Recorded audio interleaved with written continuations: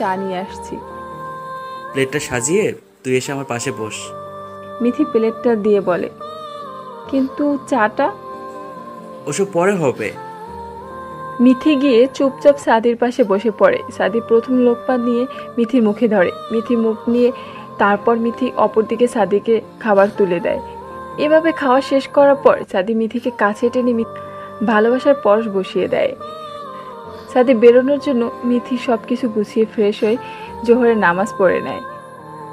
তারপর টুকটাক কাজ শেষ করে ঘড়ির দিকে দেখে 3:18। মিথি সাদিকে ফোন দেয়। সাদি রিসিভ করে বলে, মিথি পাখি বল। আপনি কি দুপুরে আসছেন বাড়িতে? না, একেবারে মাকে নিয়ে ফিরবো।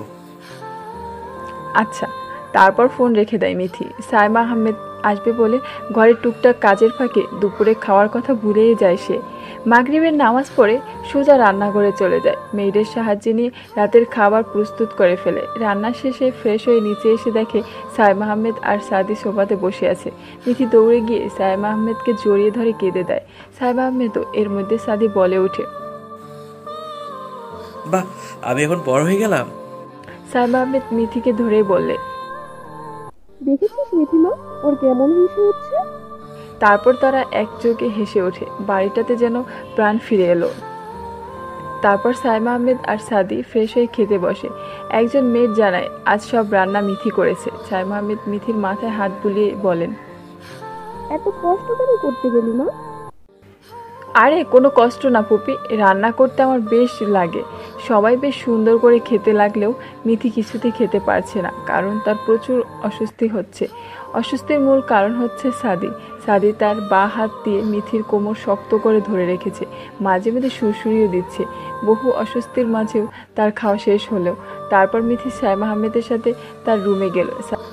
সাইমা আহমেদকে শুয়ে দিয়ে বলল, তুমি ঘুমাও ফুপি, কাল আমরা গল্প করব। সাইমা আহমেদ মিথির কথাতে মাথা নাড়িয়ে সম্মতি দিয়ে চোখ বুঝলে। মিথি ঘরের আলো নিভিয়ে দরজা চাপিয়ে দিয়ে নিজের ঘরের উদ্দেশ্যে যেতে লাগলো। নিজের ঘরে গিয়ে দরজা লাগাতে কেউ একজন তাকে পিছন থেকে শক্ত করে জড়িয়ে ধরে। মিথি এই ছোঁয়ার সাথে অনেক বেশ পরিচিত। মিথিকে নিজের দিকে ঘুরিয়ে মিথি কোমর শক্ত করে জড়িয়ে ধরে দেখে সাদি। তারপর বলে, কি যেন লিখেছিলি চিরকুটে? মিথি করুণ চোখে তাকিয়ে বলে, তা এখনো মনে রেখেছেন? আমি তো মজা করছিলাম। কেন, তোর সাথে আমার মজার সম্পর্ক? এমনি মানে? ওসব মানাটানা বুঝি না। দোষ করেছিস যখন শাস্তিও পাবি। মিথি ভয়ে ভয়ে জিজ্ঞেস করে, কি শান্তি? তেমন কিছু না, আমার ঠোঁটে কিস করবি তুই এক্ষুনি। মিথি কাঁচুমুচু মুখ করে বলে, প্লিজ সাদি ভাই, আমি এ কাজ করতে পারবো না। ওকে, তাহলে আমার ওয়েতে আমি তোকে শাস্তি দিই। খুব বেশি ব্যথা পেয়েছিস মিথি পাখি? মিথি চোখের পানি মুছে বলে, ধুর, একদমই না। সাদি মিথি কপালে চুমু দিয়ে বলে, ওকে, তাহলে ঘুমিয়ে পড়। সাদি চলে যাওয়ার পর মিথি পরদিন সাদি সবাই ওঠার আগেই বেরিয়ে যায়, কারণ আজ তিশার স্টেটমেন্ট রেকর্ড করতে হবে। মিথি সকালে ঘুম থেকে উঠে ওয়াশরুমে আয়নায় নিজের গলার অবস্থা দেখে চোখ বড় বড় করে ফেলে। তারপর বলে, হায় খোদা, এ কী অবস্থা, আমি এখন বাইরে যাব কি করে? মিথি কোনো রকম ফ্রেশ হয়ে ভালোভাবে ওড়না দিয়ে গলা ঢেকে তারপর নিচে নামলো, কিন্তু খেতে বসে মিথির অস্বস্তিতে ওনার টানাটানিতে গলার দাগটা ঠিক সাইমা আহমেদের চোখ পড়ল। দাগ দেখে সাইমা আহমেদ ঠিক বুঝতে পারলেন। মনে মনে সাদিকে বললেন, বাবার বদমাস ছেলে, আজ আয় বাড়িতে, তারপর তোকে দেখছি। নীরব পরিবেশ বজায় রেখে সাইমা আহমেদ আর মিথি খাবার খেয়ে নিলেন। অপরদিকে সাদির ঠিক সামনে তিশা কাঁচুমুচু করে বসে আছে। সাদির গগন বিধারী ধমকানোতে তিশা কেঁপে উঠে বলতে লাগলে আর ঈশানের পরিচয় থেকে তাদের বিয়ের সকল ঘটনা। ইভান কে তিশা? তিশা ছলছল চোখে সাদির দিকে তাকিয়ে বলে, আমার আর ঈশানের ছেলে, এই 4 মাস ওকে দেখি না। যখন যখন ঈশানের কথা মতো কাজ করি তখনই ছেলেকে দেখতে দেয়। সাদিও অবাক চোখে তাকিয়ে থাকে যে মানুষটা কতটা অমানবিক হলে বাচ্চার থেকে মাকে আলাদা করে দেয়। তারপর হাতের ইশারায় রুহিকে বলে তিশাকে কাস্টডি দিতে। তিশা বারবার একটা কথা বলতে থাকে, প্লিজ সাদি, আমাকে আমার ছেলের সাথে দেখা করানোর ব্যবস্থা করো। সাদি রিদানকে ডেকে বলে, ইভানকে খুঁজে বার করতে হবে আমাদের। না জানি ঈশান বাচ্চাটার সাথে কি করছে। Okay sir. রিদান যেতেই সাদির ফোন বেজে ওঠে। সাদি ফোন বারবার করে দেখে তার মায়ের ফোন। সাদি ফোন রিসিভ করে বলে, মা বলো। তুই বাড়ি ফিরবি কখন? বিকালের পরই মা। ওকে, দ্রুত ফিরবি। ওকে মা। সাদি সারাদিনে খুব একটা দরকার ছাড়া ঘর থেকে আর বেরোয় না। সায়েম আহমেদ বুঝতে পারে মিথিকে আর অস্বস্তিতে পড়তে না দিয়ে সন্ধ্যাতে সাদি বাড়ি ফিরে ফ্রেশ হয়ে মিথির রুমে উকি দিতেই দেখে মিথি ঘুম। তাই নিজের রুমে বসে গেমস খেলতে ব্যস্ত হয়ে পড়ে। সাদির গেমস খেলার মধ্যে কেউ একজন কুশন দিয়ে সাদিকে মারতে শুরু করে। সাদি ফোন ফেলে তাড়াতাড়ি নিচেকে বাঁচাতে দেখে সায়েম আহমেদ হাত সহ আঁকড়ে ধরে জড়িয়ে ধরলেন। তারপর জিজ্ঞেস করলেন, কি হয়েছে মা? এমন ভালো ছেলেকে মারছো কেন? সায়েম আহমেদ রাগ নিয়ে বললেন, মারবো না তো কি করবো তোকে? খুব পাজি হয়েছিস তুই। সাদি কপাল কুঁচকে বলে, কেন? আমি এবার কি করলাম? কি করেছিস মানে? মিটার গলায় অমন রাক্ষসের মতো কামড়েছিস কেন? সাদি একটু হেসে বলে, কি মাগো তুমি? ছেলে তার বউকে কামড়েছে, তার কৈফিয়ত চাইতে এসেছো? হ্যাঁ তাই, বল দ্রুত। ওই একটু চেক করছিলাম তোমার বৌমা আর সফট কেকের মধ্যে পার্থক্য কি। সায়েম আহমেদ হেসে দিয়ে বলে, বাদর কোথাকার। ওই যে দুধ আছে গ্লাসে, ওর মধ্যে ব্যথার ওষুধ মিক্স করে দিয়েছি, ওটা মিঠিকে খাইয়ে দিয়ে আয়। ওকে মা, কি ভালো শাশুড়ি গো তুমি। আমি জানি, আমি অনেক ভালো। তারপর দুজনে হাসতে হাসতে তারপর সাদিকে মিথিকে ঘুম থেকে তুলে দুধ খাইয়ে দেয়। দুধ খাবার পরে মিথির কেমন যেন বমি বমি আসতে থাকে। শুধু চমুতে তোর বমি পাচ্ছে? আমি তো এখনো কিছু করলামই না। মিথি বুঝতে পারে, উফ সাদি ভাই, আপনি সব সময় লাগাম ছাড়া কথা বলেন। সাদি মিথির ফ্রেশ দেখে হাসতে থাকে। মিথি একটু ফ্রেশ হয়ে তারপর সায়েম আহমেদের কাছে যায়। আয় মিঠিমা। কি করছো ফুপি? তেমন কিছু না রে মা, তাদের ছোটবেলার জামাগুলো দেখছিলাম। ওমা, কি দারুণ জামা। এগুলো ভেবেছি তাদের বাচ্চার জন্য রাখবো, ওরা দেখবে ওদের বাবার জামা। বেশ ভেবেছো। সায়েম আহমেদ জামাগুলো ছুঁয়ে দেখছেন। আচ্ছা ফুপি শোনো, আমি তোমাকে কিছু জিজ্ঞেস করতে চাই। বল। ধরো কেউ একজনকে তুমি অনেক ভয় পেতে, তারপর সে অনাকাঙ্ক্ষিতভাবে তোমার কাছে আসতে লাগলো, কিন্তু তুমি চাইলেও তাকে বাধা দিতে পারো না। তবে এটা এই কারণ নয় যে তুমি তাকে ভয় পাও, এটা অন্য রকম অনুভূতি। এটা কেন হয় পুপি? সায়েম আহমেদ বুঝতে পারলেন যে মিথি সাদির ব্যাপারটা নিজের অনুভূতি কনফার্ম করতে চাইছে। সায়েম আহমেদ মিথির হাতে হাত রেখে বলল, এই অনাকাঙ্ক্ষিত অনুভবের নাম হলো ভালোবাসা। মিথি অবাক চোখে তাকিয়ে বললে, ভালোবাসা? ভালোবাসলে কি করা উচিত পুপি? ভালোবাসার মানুষের সামনে দাঁড়িয়ে নিজের ভালোবাসার কথা বলা উচিত। মিথি কিছু ভাবতে ভাবতে সায়েম আহমেদের ঘরে ত্যাগ করে। সায়েম আহমেদ হাসতে হাসতে বলে, পাগলি। মিথি নিজের ঘরে গিয়ে ভাবতে থাকে তার মনে, আমি সাদি ভাইকে ভালোবাসি। সাদি ভাইকে যদি বলি যে আমি তাকে ভালোবাসি, সে কি মানবে? আমি তো কোনো দিক দিয়েই তার সমতুল্য নই। তাহলে সারা বিকেল সাদি নিজের ঘরে বসে ল্যাপটপে কাজ করছে, একবারও বের হয়নি। কিছুক্ষণ পর ল্যাপটপ বন্ধ করে ভাবলো সাদি গিয়ে একটা সিগারেট খাবে, কারণ সায়েম আহমেদ কঠোর বারণ, ঘরে সিগারেট খাওয়া যাবে না। তাই সাদি সিগারেটের প্যাকেটটা নিয়ে সাদের দিকে রওনা হলো।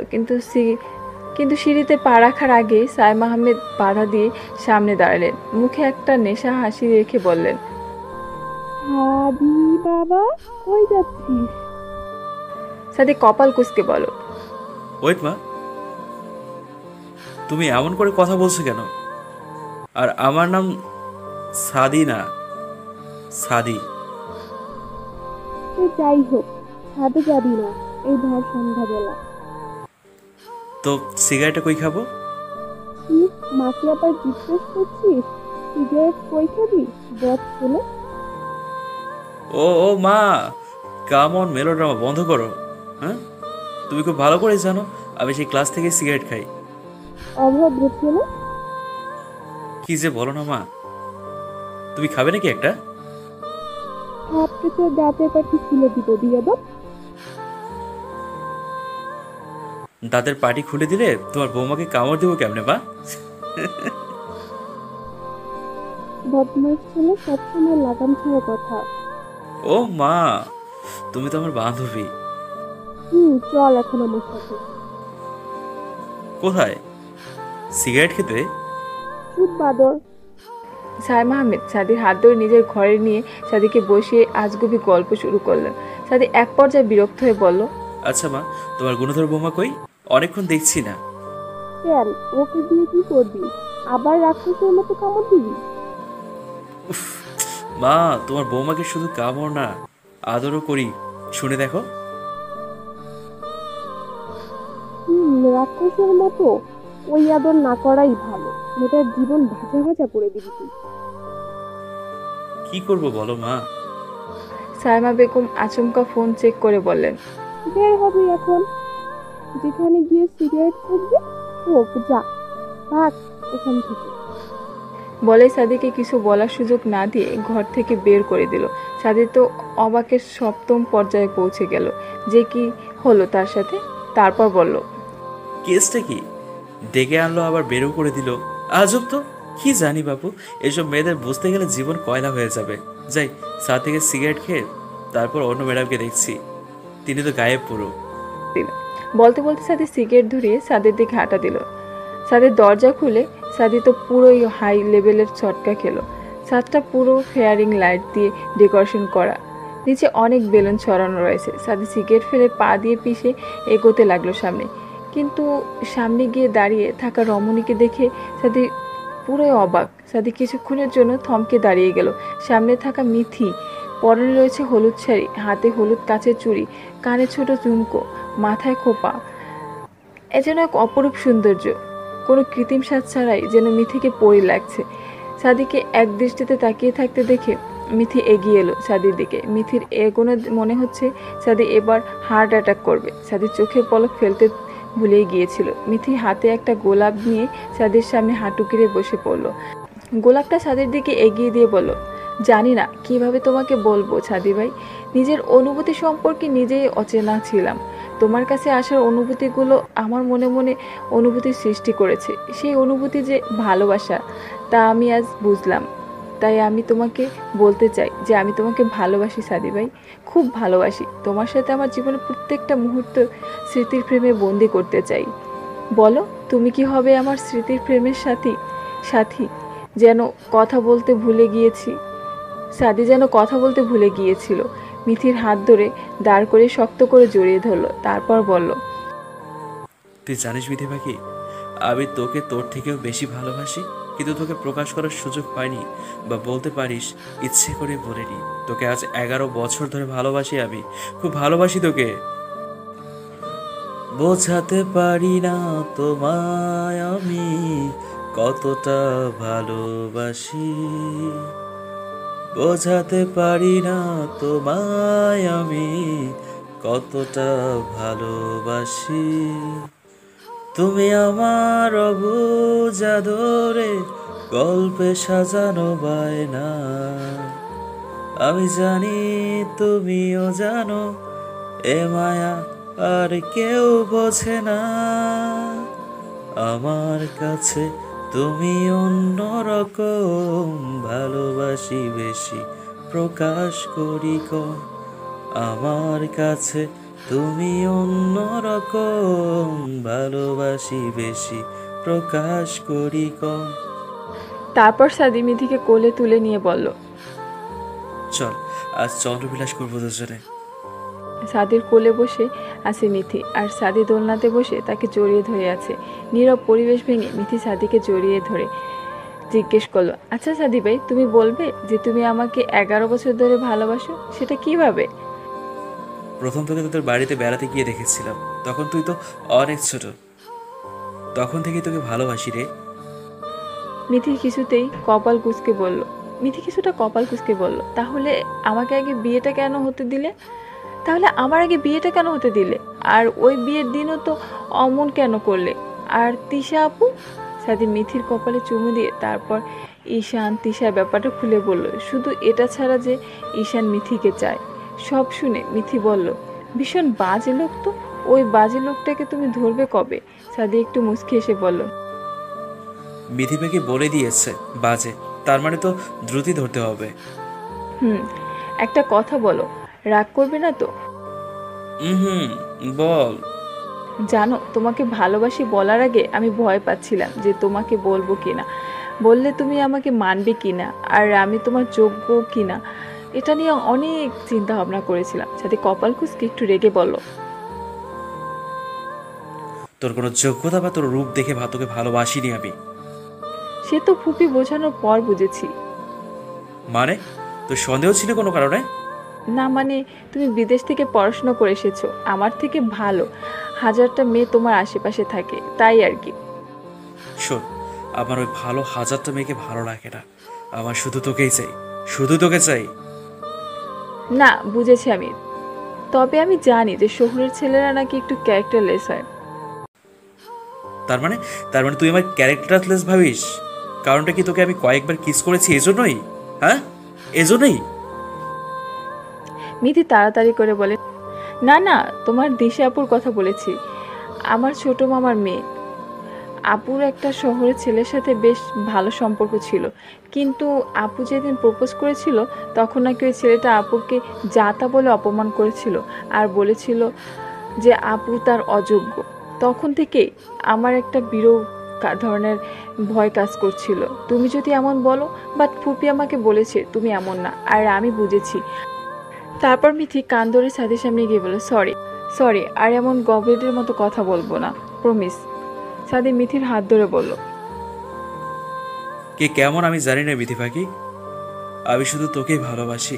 আমার সব অভিমানে তুমি, শুধুই তুমি। তারপর মিথি জড়িয়ে ধরে। কিছুক্ষণ পর আচমকা মিথিকে ছেড়ে দিয়ে বলল, এত দূরে, আচ্ছা আমি যে কয়েকদিন তোকে এত আদর করলাম, তুই বুঝতে পারিসনি? তুই বুঝতে পারিসনি যে আমি তোকে কতটা ভালোবাসি? মিথি মুখটা নামিয়ে বলল, আমি তো আমার ওই ধারণা নিয়ে বলেছিলাম তুমি ওই ছেলের মতোই। তোকে ডাফার কেন বলি, এবার তুই ভেবে দেখ। মিথি মুখটা ভার করে বলল, তুমি সরাসরি বললেই পারতে ভালোবাসো, তা না উনি চুমু কামড় দিয়ে একাকার। তুই যে আমার সম্পর্কে এমন ডাফার মার্কা ভাবনা নিয়ে আসিস, তাকে জানতো। বললাম তো সরি, আর সব ভাববো না, ঠিক আছে। বলে মিথিকে পেছন থেকে জড়িয়ে ধরলো। তোকে এসব ডেকোরেশন করতে মা হেল্প করছে তাই না? হুম, ফুপি হেল্প না করলে কখনই সম্ভব হতো না এত কিছু করা। ফুপির আইডিয়াতে এসব হয়েছে, আমার ভুলভাল ভেঙেছে। তোর শাশুড়ি বেশ কুল তাই না? মিথি একটু হেসে বলল, অনেক কুল। তারপর সাদি মিথিকে ছেড়ে দিয়ে প্যাকেট থেকে সিগারেট প্যাকেট বের করে সিগারেট জ্বালায়। মিথির নাক ফুলিয়ে পুরো কুচকে সাদির দিকে তাকিয়ে আছে। সাদি সিগারেটের একটা টান দিয়ে বলে, এভাবে তাকাচ্ছিস কেন? এখন তুই আমার, তাই আমার সব হ্যাবিট সম্পর্কে তো জানা দরকার। তুমি সব সাইপ্যাসকে খবরদার আমাকে স্পর্শ করবে না, কি সব বাজে গন্ধ, সি। সাদি সাথে সাথে সিগারেটটা ফেলে পা দিয়ে পিষে মিথিকে কাছে টেনে বলে, ওকে, সিগারেটের থেকে তোকে চুমু খাওয়াটা বেশি দরকার, তোর নেশার থেকেও বেশি। তাই বুঝি? কি? বললাম যে সিগারেটকে স্পর্শ করবে না। সাদি করুণ করে বলে, যাই মাত্র একটা টান দিয়েছি। যাই হোক, একটা না দুই টান, সিগারেট তো সিগারেটই। মিথি পাখি, সারুন, কেক কাটবো চলুন। সাথে মাথায় হাত দিয়ে মিথিকে ছেড়ে মিথির পেছন পেছন গেল। কেকটা কেটে একে অপরকে খাইয়ে দিল। তারপর মিথিকে রেলিংয়ের সাথে দাঁড় করে সাদি জড়িয়ে ধরলো। তারপর তাদের ব্যক্তিগত কিছু কথা একে অপরের সাথে বলতে লাগলো। অন্যদিকে সাদি মিথির এই অপূর্ব মুহূর্ত ল্যাপটপের স্ক্রিনে রক্তচক্ষু নিয়ে দেখছিল ঈশান। হাতে থাকা সিগারেট টান দিয়ে ধোঁয়া ছেড়ে বলল, ভুল করলে মিথিজান সাথীকে ভালোবেসে তোমার বিশাল হার্টব্রেক হতে চলেছে। বলে আবার স্ক্রিনে তাকাতে দেখলো সাদি মিথির অন্তরঙ্গ অবস্থা ভিডিও চলছে। ঈশান রেগে ল্যাপটপ আছাড় মারল। ল্যাপটপটা খণ্ড বিখণ্ড হয়ে ঘরের এদিক ওদিক ছড়িয়ে পড়ল। তারপর একে একে ঘরের সব জিনিস ভাঙতে লাগলো ঈশান। এক সময় ক্লান্ত হয়ে বসে পড়ল। কিছুদিন তোমার নতুন প্রেমের সাথে একটু এনজয় করে নাও মিথিজান। ফাইনালি তো আমি তোমার কাছেই থাকবো। বলেই ডাইনিং রুমে থাকা বাড়ির উদ্দেশ্যে চলে গেল। সাদি সোফাতে বসে ল্যাপটপে কিবোর্ডে ব্যস্ত ভঙ্গিতে আঙ্গুল নাড়াচাড়া করছে। তীক্ষ্ণ চোখ দুটি ল্যাপটপের স্ক্রিনে আবদ্ধ। কাজের ফাঁকেই দরজা ঠেলে ভিতরে এলো মিথি। মিথিকে চোখ তুলে দেখেই সাদি ল্যাপটপটা সোফাতে রেখে উঠে গিয়ে কোমরে জড়িয়ে ধরে বলল, কি রে জান, মুখটা অমন ভার কেন? মিথি মুখে ভারী ভাবটা রেখে বলল, সাদি ভাই দেখো বাইরে কি দারুণ ওয়েদার, চলো না ঘুরতে যাই। সাদি হুট করে মিথির কোমর ছেড়ে শক্ত কণ্ঠে বলে, থাপড়ে তোর দাঁতের পাটি খুলে দেব, অসভ্য মেয়ে কোথাকার। কোন জন্মের ভাই মনে ধরো হয় আমাকে? না মানে ওই আর কি। আমাকে ভাই ডাকিস ইন ফিউচার? আমাদের বাচ্চাকে তো তুই আমায় মামা ডাক শিখাবি, ফাজিল। না না তা কেন? তাহলে ডাফারের মতো ভাই ডাকিস কেন? তোকে কয়েক হাজার বার বারণ করেছি, তাও তোর কানে কথা যায় না। আমাকে এখন ঘুরতে না নিয়ে গেলে আমি তোমাকে সাদি ভাই বলেই ডাকবো, সাদি ভাই। উফ, তুই জানিস এই বৃষ্টির ছিপছিপে ওয়েদার আমার জঘন্য লাগে। ওসব আমি জানি না, ঘুরতে না নিয়ে গেলে ভাই ডাকবো।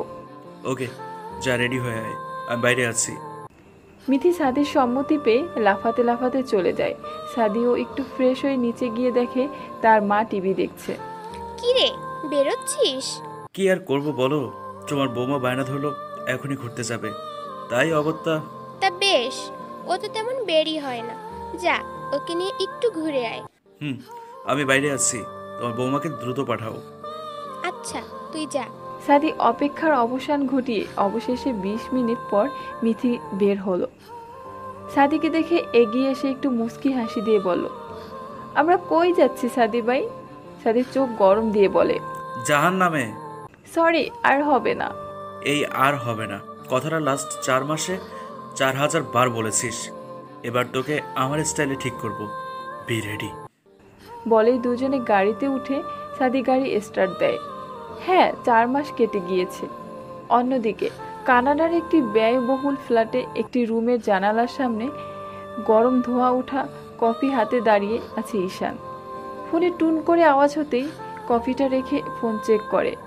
ফোনে দেখে সাদি আর মিথি একটা পার্কে বসে আছে। সাদির কাঁধে মিথির হাত রাখা, আর এক হাতে সাদি মিথির কোমর জড়িয়ে ধরে রেখেছে। ছবিটা দেখে ঈশান একটি ডেভিল হাসি দিয়ে ফোনটা বিছানায় ফেলে আবার কফি হাতে নিয়ে বাইরে তাকিয়ে বলে, তুই কি ভেবেছিস সাদি? আমার দেশে ফেরার সব রাস্তা বন্ধ করে তুই খুব সুখে থাকবি? 4 মাস ওয়েট করছিস, আর একটু ওয়েট কর, বড় ধামাকা হজম করার জন্য তৈরি হয়ে যা। বলে ঈশান কফিটা শেষ করে বিছানায় ঘুমিয়ে থাকা ইভানের কাছে যায়। জ্বরটা চেক করে দেখে যে জ্বর নেই, আর ছোট্ট ভাই সে তো গভীর ঘুমে ব্যস্ত। তারপর ঈশান ছেলেকে ভালো করে কম্বল দিয়ে ডেকে ওয়াশরুমে চলে যায়। 4 মাস আগে মিথি সাদিকে ভালোবাসার কথা জানানোর পর সাদি বুঝতে পেরেছিল যে ঈশান এবার মিথিকে অ্যাটাক করবে। তাই ইভানকে খুঁজে বের করে জানতে পারে ইভানকে ঈশান বেশ ভালো রেখেছে। সপ্তাহখানিক পর ইভান একটু অসুস্থ হয়ে ওই অসুস্থর ফেক রিপোর্ট দেখে ঈশান ছেলেকে নিয়ে রওনা হয় কানাডাতে। এতে করে সাদি দ্রুত ঈশানের পাসপোর্ট সিল করার ব্যবস্থা করে দেয়, যাতে সবকিছু সাদির কন্ট্রোলে আসার আগে ঈশান ফেরাতে না পারে। ঈশান কানাডা যাওয়ার 2 দিনের মধ্যেই ব্যাপারটা বুঝে যায়, কিন্তু দেরি হয়ে যাওয়ার আর দেশে ফিরতে পারেনি। তবে ঈশান চেষ্টা করেছে দ্রুত ফেরার। বর্তমান সাদি মিথি বেশ ঘুরোঘুরির পর বাড়িতে ফেরল। ফ্রেশ হয়ে নিচে নামতেই সাইমা আহমেদ তাদের বলেন তার পাশে বসতে। তারপর, সাদি মিথি, দেখ 4 মাস হয়ে গিয়েছে। এখন আমি চাই খুবই দ্রুত তোদের বিয়ের কাজটা সেরে ফেলতে। আমার তো কোনো অসুবিধা নেই, আমি অলওয়েজ রাজি বিয়ে করতে। সাইমা আহমেদ ভুরু কুঁচকে বলেন। বেহায়া ছেলে একটা আমার। মিথি একটু মন খারাপ করে বলে, কিন্তু ফুপি, বাবা মা তো এখনো আমার সাথে কথা বলছে না, তাহলে? ওসব তুই ভাবিস না, আমি ম্যানেজ করে নিব। মিথি মাথা নাড়িয়ে সম্মতি জানায়। আবার সাইমা আহমেদ বলে, সাদি, আমি চাইছি আগামী 15 তারিখ তোদের বিয়ের কাজটা মেটাতে। নো প্রবলেম মা, তাহলে তো 13 তারিখ মেহেন্দি আর 14 তারিখ হলুদ রাখতে হবে। আর শোন, 11 তারিখ তোদের এঙ্গেজমেন্ট করাতে চাই, এতে আমাদের পরিচিত সবাই মিথির সাথে পরিচিত হয়ে যাবে। তুই কি বলিস? তুমি যা ঠিক করবে তাই। আচ্ছা, সব আমরা ঠিক করছি, তোর মতামত কি তাও আমাদের জানা মিথিমা। তোমরা যা ঠিক করবে তাই হবে ফুপি, সাইমা আহমেদ মিথির মাথায় হাত রেখে বলে। সোনা মেয়ে আমার। ও মা, ও শোনা হলে আমি তো হীরা, বলো। মোটেই না, তুই বাদর ছেলে। ছেলের খুনসুটি দেখে মিথি হেসে দেয়। তারপর সাইমা আহমেদ বলে, শোন সাদি, তাহলে তুই মিথিকে নিয়ে শপিংটা সেরে ফেল আর কার্ড অর্ডার করে দে, তারপর দাওয়াত শুরু করব। ওকে মা, আমি তাহলে কাল ওকে নিয়ে বের হব। ঠিক আছে। 11 তারিখ দুপুর 12টা 36 মিনিট। আহমেদ বাড়িতে লোকজন ভর্তি, সবাই কোনো না কোনো কাজে ব্যস্ত, কেউ বা আড্ডাতে। সাদি ডেকোরেশন দেখতে ব্যস্ত, সাইমা আহমেদ মিথিকে সকলের সাথে পরিচয় করিয়ে দিতে ব্যস্ত। সাদির ফোন আসাতে সাদি উপরে নিচের ঘরে চলে যায়। স্যার, ঈশানের আপডেট তো ড্রেস করা যাচ্ছে না। জানি, এটাই তো ভয় রিদান, বিয়েটা ভালোভাবে হলেই হয়। তুমি সিকিউরিটি টাইট করে দাও। ওকে স্যার, বাট ভয় কিসে স্যার? এটা তো ভালো খবর। না রিদান, ঈশান কিচ্ছু করছে না, এটাই ভয়ের। ও বড় কিছু প্ল্যান করছে নিশ্চয়ই। স্যার, আমি ঈশানের আপডেট নেওয়ার চেষ্টা করছি, তবে ঈশান মেবি দেশে আসা ট্রাই করছে। বাট নো ওয়ারিস, ও আসার আগে আমার আর মিথির বিয়ে হয়ে যাবে। কথা শেষ করে সাদি ফোন কাটতেই দেখে মিথি কফি হাতে নিয়ে হাজির। তোমার কফি, খেয়ে নাও। টেবিলে রাখ। মিথি টেবিলে রেখে যেতে নিলেই সাদি মিথির হাত চেপে ধরে নিজের কাছে নিয়ে আসে। তারপর বলে, শুনবি মিসেস, আপনার ফিলিংস কেমন আপনার বিয়ে নিয়ে? মিথি একটু লজ্জা পেয়ে বলে, জানি না। সাদি হেসে বলে, বিয়েতে এই হাল, বাসরাতে কি করবি? মিথি সাদিকে ধাক্কা দিয়ে বলে, ধুর, সারাক্ষণ লাগাম ছাড়া কথাবার্তা। তাদের কথার মাঝেই সাইমা আহমেদ প্রবেশ করে বলে, ওই বাদর ছেলে, ছাড় ওকে, রেডি হতে হবে। সাদি মিথিকে জড়িয়ে ধরে আছে। এখন আর মিথি লজ্জায় সাদিকে ছাড়ানোর জন্য ধাক্কাধাক্কি করতে লাগলো। সাদি মিথিকে জড়িয়ে রেখেই বলল, আরে তুই মাকে দেখে লজ্জা পাচ্ছিস কেন? মা হলো আমাদের বান্ধবী, বুঝলি? সাইমা আহমেদ সাদির পিঠে চড় দিয়ে বলল। বাদর ছেলে, দ্রুত ছাড় ওকে, ওর রেডি হতে হবে। বলেই সাইমা আহমেদ হাসতে হাসতে বেরিয়ে গেলেন। মিথি এবার সাদির বুকে কিল দিতে দিতে বলল, বাজে লোক তুমি, ফুপির সামনে কেমন লজ্জা নেই, শরম নেই, আমাকে কিভাবে জড়িয়ে ধরে রাখলে? আরে ধুর, মায়ের সামনে কিসের লজ্জা? বললাম যে মা আমার বান্ধবী। তাও ছাড়ো না আমায়। আচ্ছা যা, ছেড়ে দিলাম, বিয়েটা হোক, তারপর তোকে দেখছি। মিথি মুখ ভেঙচি দিয়ে বলে, আমি দেখবো কি? আমি দেখবো কি? দেখবে তুমি? তারপর মিথি চলে যায় সাইমা আহমেদের ঘরের উদ্দেশ্যে। মিথি দরজা নক করতেই সাইমা আহমেদ বলে, ভেতরে আয় মিথিমা। মিথি ঘরে এসে মাথা নিচু করে বেডে বসলো। তা দেখে সাইমা আহমেদ মুস্কি হেসে মিথির মাথায় হাত রেখে বললেন, এত লজ্জা পেতে হবে না মা, সাদি তো ঠিকই বলেছে, আমি হলাম তোদের বান্ধবী।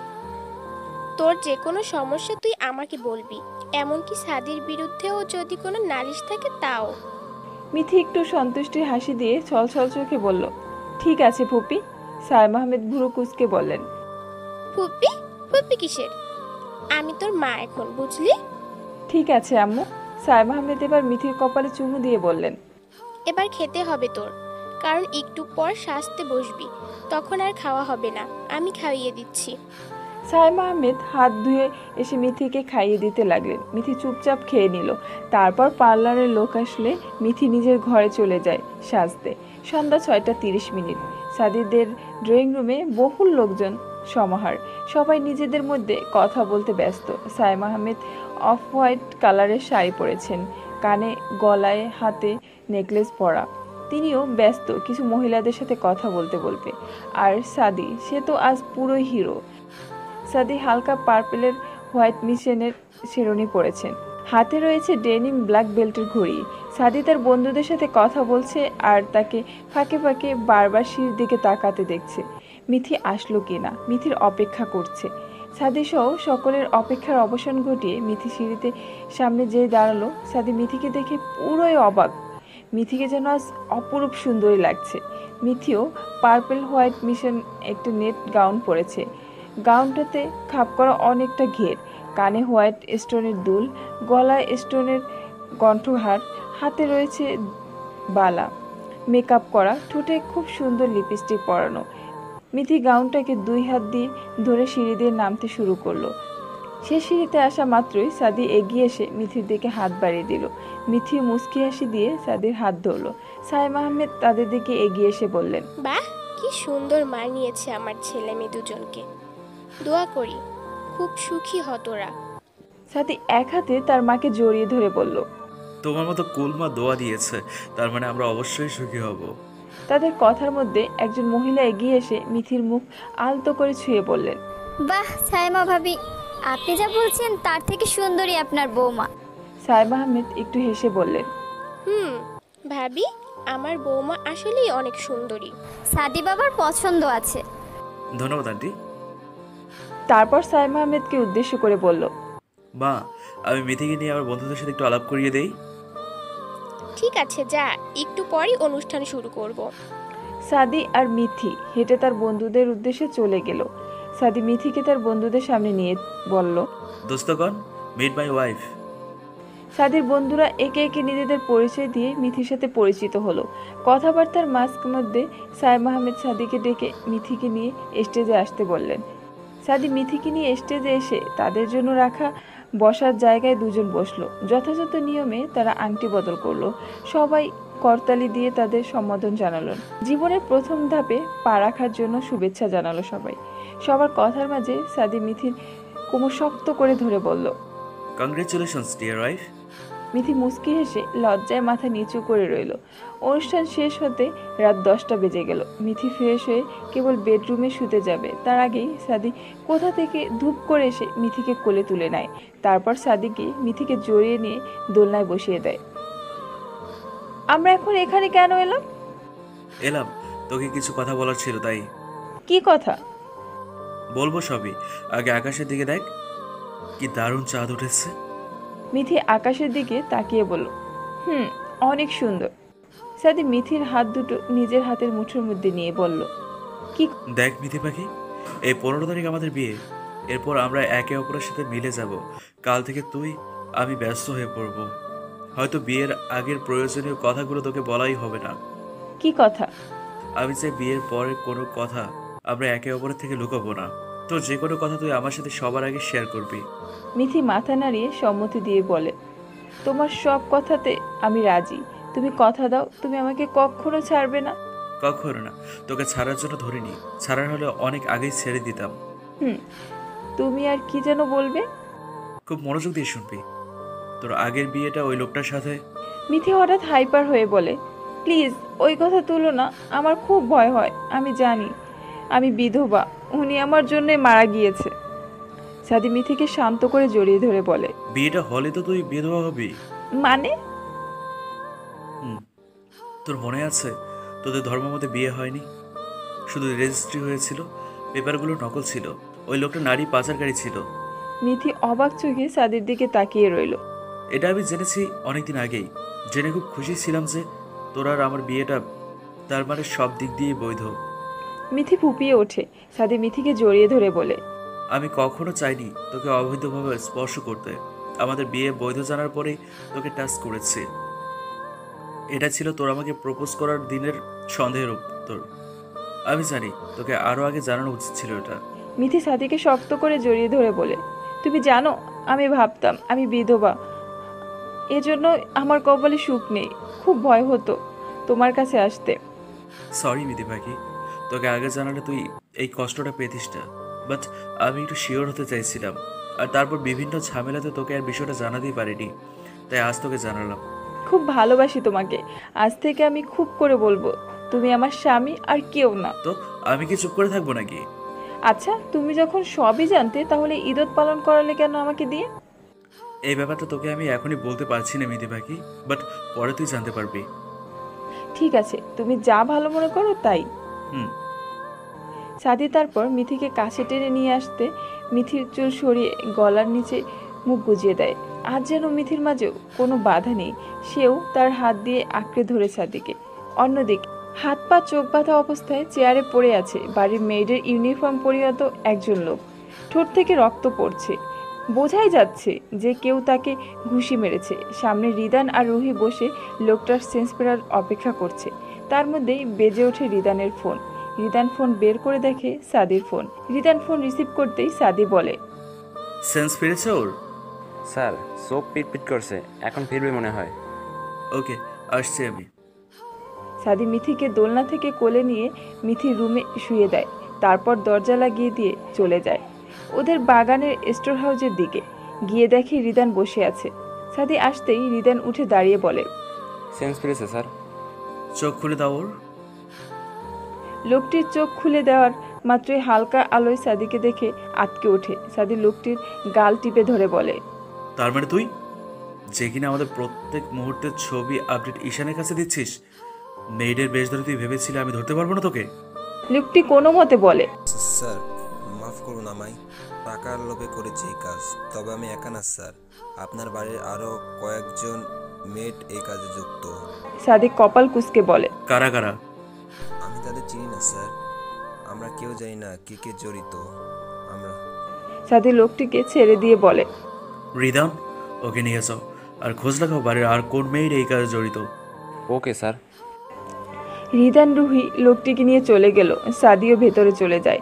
তারপর নিজের ঘরে গিয়ে ব্যালকনিতে দাঁড়িয়ে ফোন বের করে ফোন দেয় ঈশান বর্তমান নাম্বারে।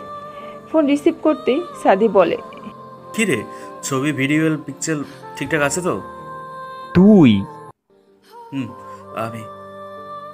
তুই আমার এত খবর নিস, আমার তো দায়িত্ব আছে তোর খবর নেয়ার। ঈশান দাঁত কটকট করে বলে, তুই কি ভেবেছিস তুই আমাকে এভাবে আটকে রাখতে পারবি? এমন কিছু ভেবেছি, বাট প্ল্যানটা একটু পরের। ঈশান রাগে ফোন ছুঁড়ে ফেলে দেয়। ফোনটা নিচে পড়ে এদিকে ওদিকে ছড়িয়ে রইল। সাদি একটা সিগারেট ধরিয়ে টানতে শুরু করলো। অমনি পেছন থেকে একটা মেয়েলি কণ্ঠে ভেসে আসে, তুমি আবার সিগারেট খাচ্ছ? সাদি সাদি পেছনে ফিরে হালকা হেসে বলে, অনেক দিনের অভ্যাস, হুট করে ছাড়ি কিভাবে বল? মিথি মুখটা একটু অন্যরকম করে বলে, কি পাও এটা খেয়ে? বুঝি না। সাদি সিগারেটটা ফেলে বলে, আচ্ছা 15 তারিখ থেকে আর খাবো না। তুই কাছে থাকলে তো আর লাগে না, তাই না? মানে আমি আর সিগারেট এক নাকি? তুই যে কোনো নেশার উপরে, তোর নেশা সব কিছুই পাঁচশে লাগে। মিথি একটু ভাবুক হয়ে বলে, তাই বুঝি? সাদি মিথিকে কাছে নিয়ে বলে, তাই। তারপর মিথি এক অবাক করা কাজে সাদির চোখ দুটো রসগোল্লা হয়ে যায়। মিথি সাদির গালে একটা চুমো দিয়ে দেয়। সাদি তো পুরোই অবাক। এটা কি তুই মিথি পাখি? তুমি তো বলেছো আমাদের আগে বিয়ে হয়েছে, তার মানে আমি তো একটু একটু এমন করতেই পারি। বলেই সাদি মিথিকে জড়িয়ে নেয়। দিতেই পারিস, কিন্তু আমিও বা তোর কাছে ঋণী থাকবো কেন? তোর পাওনা শোধ করে দিব এক্ষুনি। আজ সাদি মিথির বিয়ে। গত কয়েকদিনের অনুষ্ঠান বেশ সুন্দরভাবেই কেটেছে তাদের। সাদি কড়া সিকিউরিটির কারণে তাদের তেমন বাধা কারো নজরে আসেনি। মিথি সকাল সকাল পার্লারে মেয়েদের হরেক রকম কাণ্ড কারখানা দেখে খুব বিরক্ত। দীর্ঘ 4 ঘন্টা বিরক্ত কাটিয়ে মিথি উঠে দাঁড়ালো। সে সম্পূর্ণ তৈরি। বিয়ের সাজে মিথিকে অপরূপ লাগছে। সাদা নীল বেনারসি, নীল ওড়না মাথায়, মাথার খোপায় গোলাপ গাঁদা, গলা হাতে কানে রয়েছে হরেক রকম সোনার গহনা, মুখে ভারী মেকআপের আবরণ। মিথির পুরো আউটফিট সাদির পছন্দের। সাদি আজ মিথিকে নিজের মতো সাজে দেখতে চেয়েছে। অন্যদিকে সাদিও বা কম কিসে, তার পরনে সাদা শেরওয়ানি আর মাথায় নীল পাগড়ি, হাতের উপরে চেইন ব্যান্ডের ঘড়ি। সাদিকে বিয়ের সাজে বসিয়ে রাখা হয়েছে। কাজী এসেই মিথিকে আনার জন্য বলছে। মিথির সামনের গেট দিয়ে আসতেই সাদির চোখ যেন তার দিকে আটকে গেল। মিথি এসে সাদির সামনে বসলো। তাদের মাঝে লাল ওড়না দেওয়া হলো। দুজন দুপাশে বসে আছে। অবশেষে কাজী বললেন কবুল বলতে। সাদি তো গড়গড় করে বলে দিল। মিথি কিছুক্ষণ চুপ করে থেকে সায়েম আহমেদের হাত মাথায় রাখার পর কবুল বলল। তারপর সাদি মিথি ওড়নার ভিতরে আয়না দিয়ে নিজেদের মুখ দেখলো। কোনো ঝামেলা ছাড়াই বিয়ে হয়ে যাওয়াটায় সাদি বেশ খুশি। কমিউনিটি সেন্টার থেকে তাদের বাসায় আনা হলো। মিথির আহমেদ বাড়িতে প্রবেশও হলো বেশ জাঁকজমকপূর্ণভাবে। সায়েম আহমেদ নিজের রুমে নিয়ে মিথিকে ফ্রেশ হতে বললেন। তারপর মিথিকে হালকা গোলাপি জামদানি আর হালকা সোনার গহনা পরিয়ে দিলেন। মিথিও হাঁপ ছেড়ে বাঁচল। এরপর মিথিকে সাদির বান্ধবীরা ধরে নিয়ে আসলে সাদির ঘরে। মিথি এই ঘরে আগেও এসেছে, তবে এবার আসতে তার অন্যরকম অনুভূতি হচ্ছে। মিথি দেখলো ঘরটা বেশ সুন্দর করে সাজানো, হালকা আলো জ্বলছে, খাটটা রজনীগন্ধার গোলাপ দিয়ে খুব সুন্দর করে সাজানো। তারা মিথিকে বসিয়ে রেখে বাইরে চলে। মিথি চোখ ঘুরিয়ে চারদিক দেখতে থাকলো। দরজার বাইরে বেশ চেঁচামেচি শোনা যাচ্ছে। মিথি বুঝতে পারছে সাদিকে টাকার জন্য সবাই ধরে রেখেছে। মিথি একটু মিটমিট করে হাসছে। তারপর ঠিক হয়ে পূর্বের জায়গায় বসে রইল। অবশেষে 10,000 টাকা দিয়ে তারপর সাদি ঢুকলো ঘরে। সাদি এসেই দরজা লক করার আওয়াজে কেঁপে উঠল মিথি। মিথি বিছানা থেকে নেমে সাদিকে সালাম করতে নিলে সাদি ওর হাতটা ধরে তারপর বলে, দোয়া করি আমার কন্যার জননী হও, আর পায়ে হাত দিয়ে সালাম করতে নেই। মিথি যেন লজ্জাতে মাথা নামিয়ে নিল। তারপর সাদি বলল, আমি অজু করে এসেছি, তুই অজু করে আয়, নামাজ পড়বো, জলদি আসবি।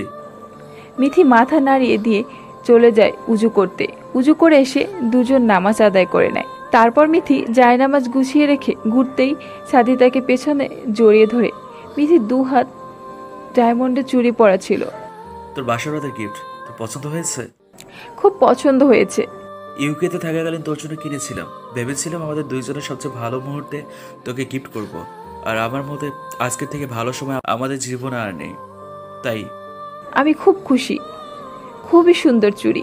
এরপর সাদি মিথিকে কাছে নিয়ে নিশাচড়া কণ্ঠে বলে, আজ আমি তোকে চাই মিথি পাখি, একটু না পুরোটাই চাই।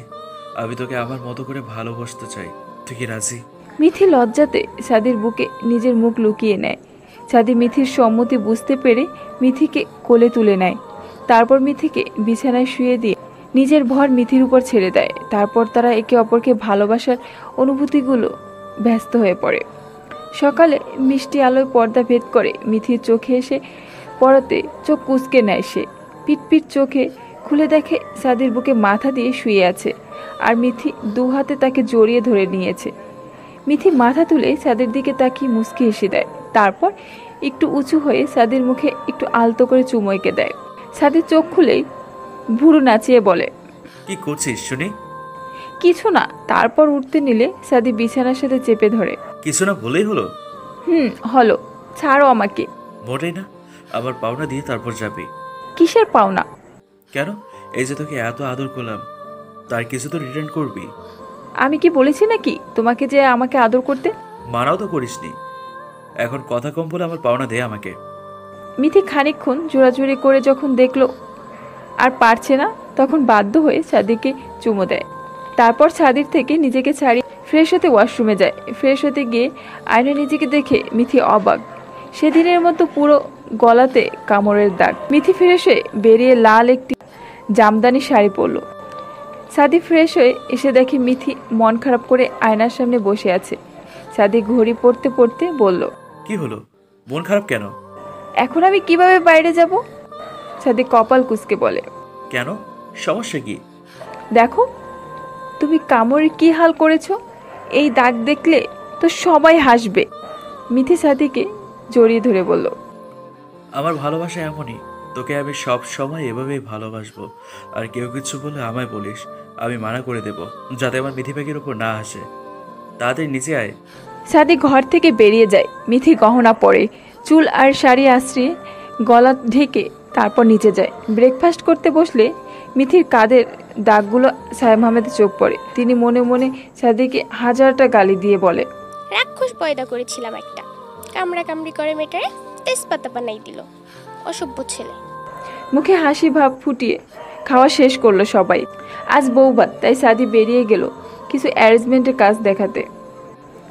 আর সায়েম আহমেদ মিথিকে নিজের ঘরে নিয়ে বিছানায় বসিয়ে ফার্স্ট এড বক্স এনে বললেন, দেখি আঁচলটা সরাতো। মিথি কিছুটা লজ্জা পেয়ে মাথা নামিয়ে নিল। লজ্জা পাস না, আমি দেখেছি তোর গলা কাঁধের অবস্থা। সাদিটা চরম বেয়াদব হয়েছে, এমন কামড়া কামড়ি কেমনে শিখলো কে জানে। মিথিকে মাথা নিচু করে থাকতে দেখে বল, আমি তো তোরই মা, তাহলে দ্রুত সরা, আঁচল আমি মলম লাগিয়ে দেই। মিথি আস্তে করে আঁচল সরিয়ে দিল। তারপর সায়েম আহমেদ মলম লাগালেন। মিথিকে বললেন রেস্ট নিতে। সন্ধ্যা 7। সাদি মিথি কমিউনিটি সেন্টারে স্টেজে দাঁড়িয়ে আছে। সামনে থাকা ফটোগ্রাফার তাদের ছবি তুলছে। মিথি আজ ব্ল্যাক লেহেঙ্গা পরা আর স্টোনের গহনা পরেছে, আর সাদি ব্ল্যাক স্যুট। সবার শুভকামনা গ্রহণ করছে তারা। রাত 11টায় অনুষ্ঠান শেষে মিথি সায়েম আহমেদের সাথে বাড়ি পৌঁছে ফ্রেশ হয়ে বিছানায় শুতে গেলেই চোখ ঘুমে এসে যায়। রাত 12টা নাগাদ সাদি ফিরে এসে বিছানায় তার প্রেয়সীকে ঘুমন্ত অবস্থায় দেখে সাদি ফ্রেশ হয়ে এসে কিছুটা ঝুঁকে মিথিকে দেখতে থাকে। কারো ক্রমাগত গরম নিঃশ্বাসে মিথির ঘুম ভেঙে যায়। মিথি চোখ মেলে তাকিয়ে দেখে, তুমি কখন এলে? সাদি কোনো কথা উত্তর না দিয়ে আরও একটু ঝুঁকে মিথির গলাতে একটু চুমুকে দেয়। ধীরে ধীরে ছোঁয়ার গভীরতা বাড়তে থাকে। অন্যদিকে ঈশান আজ প্রচুর ড্রিঙ্ক করেছে, ড্রাগও নিয়েছে, কিন্তু টিভির স্ক্রিনে থাকা ছবির কারণে তার আজ কোনো নেশা ধরছে না। টিভির স্ক্রিনে সাদি আর মিথির বাসর ঘরে কিছু মুহূর্ত ভেসে রয়েছে। আমাকে এভাবে আটকে দিয়ে তুই ভেবেছিস মিথি তোর হয়ে গেছে? মিথির 10টা বিয়ে হলেও মিথিকে আমারই হতে হবে। Mithi is only mine. Get ready সাদি, আই এম কামিং। সাদি বিরক্তিকর মনোভাব নিয়ে অফিসে তার কেবিনে বসে ফাইল চেক করছে। তার বিরক্তিকর মনোভাবের প্রধান কারণ হলো বিগত 15 দিনে মিথির আচরণ। লাস্ট 3 মাস তো সব স্বাভাবিক ছিল, তবে হঠাৎ মিথির আচরণে পরিবর্তন সাদির কাছে বেশ অবাক লাগছে। এটা নিয়ে সাদি বেশ টেনশনে আছে। সাদি দ্রুত কাজ শেষ করে বাসায় ফিরে এসে ফ্রেশ হয়ে মিথিকে ডাকতে থাকে। 5 থেকে 7 বার ডাকার পর মিথি এলো। কখন থেকে ডাকছি, কই ছিলি? মিথি বেশ বিরক্তি নিয়ে বলে, বাড়িতেই ছিলাম। আর এত ডাকাডাকি কি আছে? ডাকাডাকির কি আছে মানে? বাড়িতে এলাম মাত্র, তোকে ডাকবো না তো কাকে ডাকবো শুনি? যা বলার দ্রুত বলো। সাথে চোখ বন্ধ করে নিজের রাগ কিছুটা কন্ট্রোল করে মিথিকে নিজের কাছে টেনে নেয়। মিথি মুখ দিয়ে বিরক্তিকর আওয়াজ করে বলে, আমার ভালো লাগছে না, ছাড়ো আমায়। সাদি এবার ছেড়ে দিয়ে বলে, ভালো লাগছে না মানে কি? কি হয়েছে কি তোর? কয়েকদিন ধরে দেখছি তোর এই আচরণ, সমস্যাটা কি? মিথি চিল্লিয়ে বলে, সমস্যা হলো তুমি, ভালো লাগে না সবসময় আমার এসব। সাদি মিথির হাত চেপে ধরে বলে, ভালো লাগে না কেন শুনি? বলবো না। চেঁচাবি না, আম্মু অসুস্থ। তোর চিল্লানি শুনে মা উঠে আসে যদি, তাহলে তোর খবরই আছে। খবর আর কি করবে? মারবে, মারো। তুমি তো এই কাজটা খুব ভালোই পারো, মেয়েদের গায়ে হাত তুলতে। দেখ মিথি পাখি, সেদিন মারতে তোকে বাধ্য হয়েছিলাম, আমি আগেই বলেছি, তার কারণও আছে। ফালতু কথা বলতে শোনা তো। থাপড়ায় তোর দাঁত ফালাই দিব মুখে মুখে তর্ক করলে। মিথি দরজা শব্দ করে বন্ধ করে চলে যায়। সাথে দীর্ঘশ্বাস ফেলে পা বাড়ায় তার মায়ের ঘরে। সাইম আহমেদের ঘরে এসে দেখে তিনি শুয়ে আছেন। মা, শরীর কেমন আছে এখন? এই তো আছি। মিথি কোথায়? কাল থেকে দেখছি না। জানি না। মেয়েটার কি হয়েছে বলতো? এমন আচরণ করছে কেন? বুঝতে পারছি না মা। ওর তো বয়সটা কম, কোনো ঝামেলাতে জড়ালো কিনা ভার্সিটিতে? সাদি মেডিসিন চেক করতে করতে বলে, 23 বছর বয়স মা, একেবারে কম না। সে তো আর দুধের বাচ্চা না যে তাকে কেউ টেনে ঝামেলাতে জড়াবে।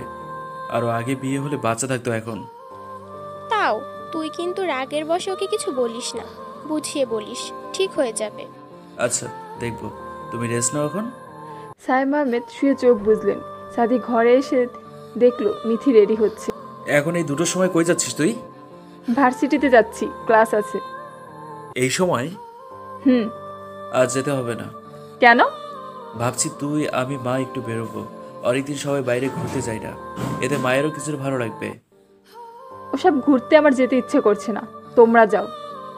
সাদির তো একই মেজাজ খারাপ ছিল, তার উপরে মিথির কথাতে আরও এক গাদা খারাপ হলো।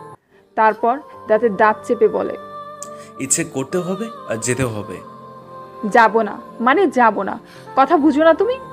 সাদি তেড়ে এসে মিথির গালে চেপে ধরে বলে, চুপ! বেয়াদবির মতো চিল্লাবি না। গত কয়েকদিন ধরে তোর বেয়াদবি দেখছি। আমার সাথে তো করছিস, আবার আমার মায়ের সাথেও সমানে বেয়াদবি করছিস তুই।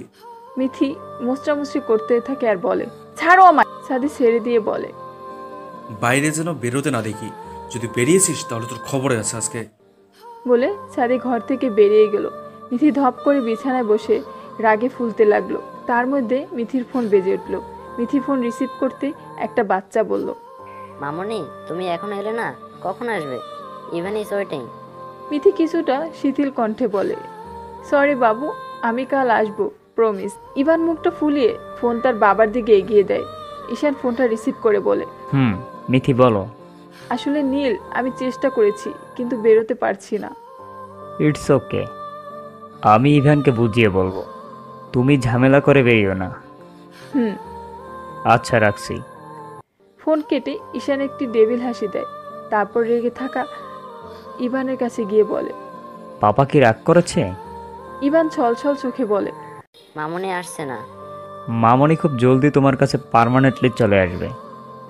ইভান কি বুঝলো কে জানে, হাত নেড়ে খুশি হয়ে খেলতে চলে গেল।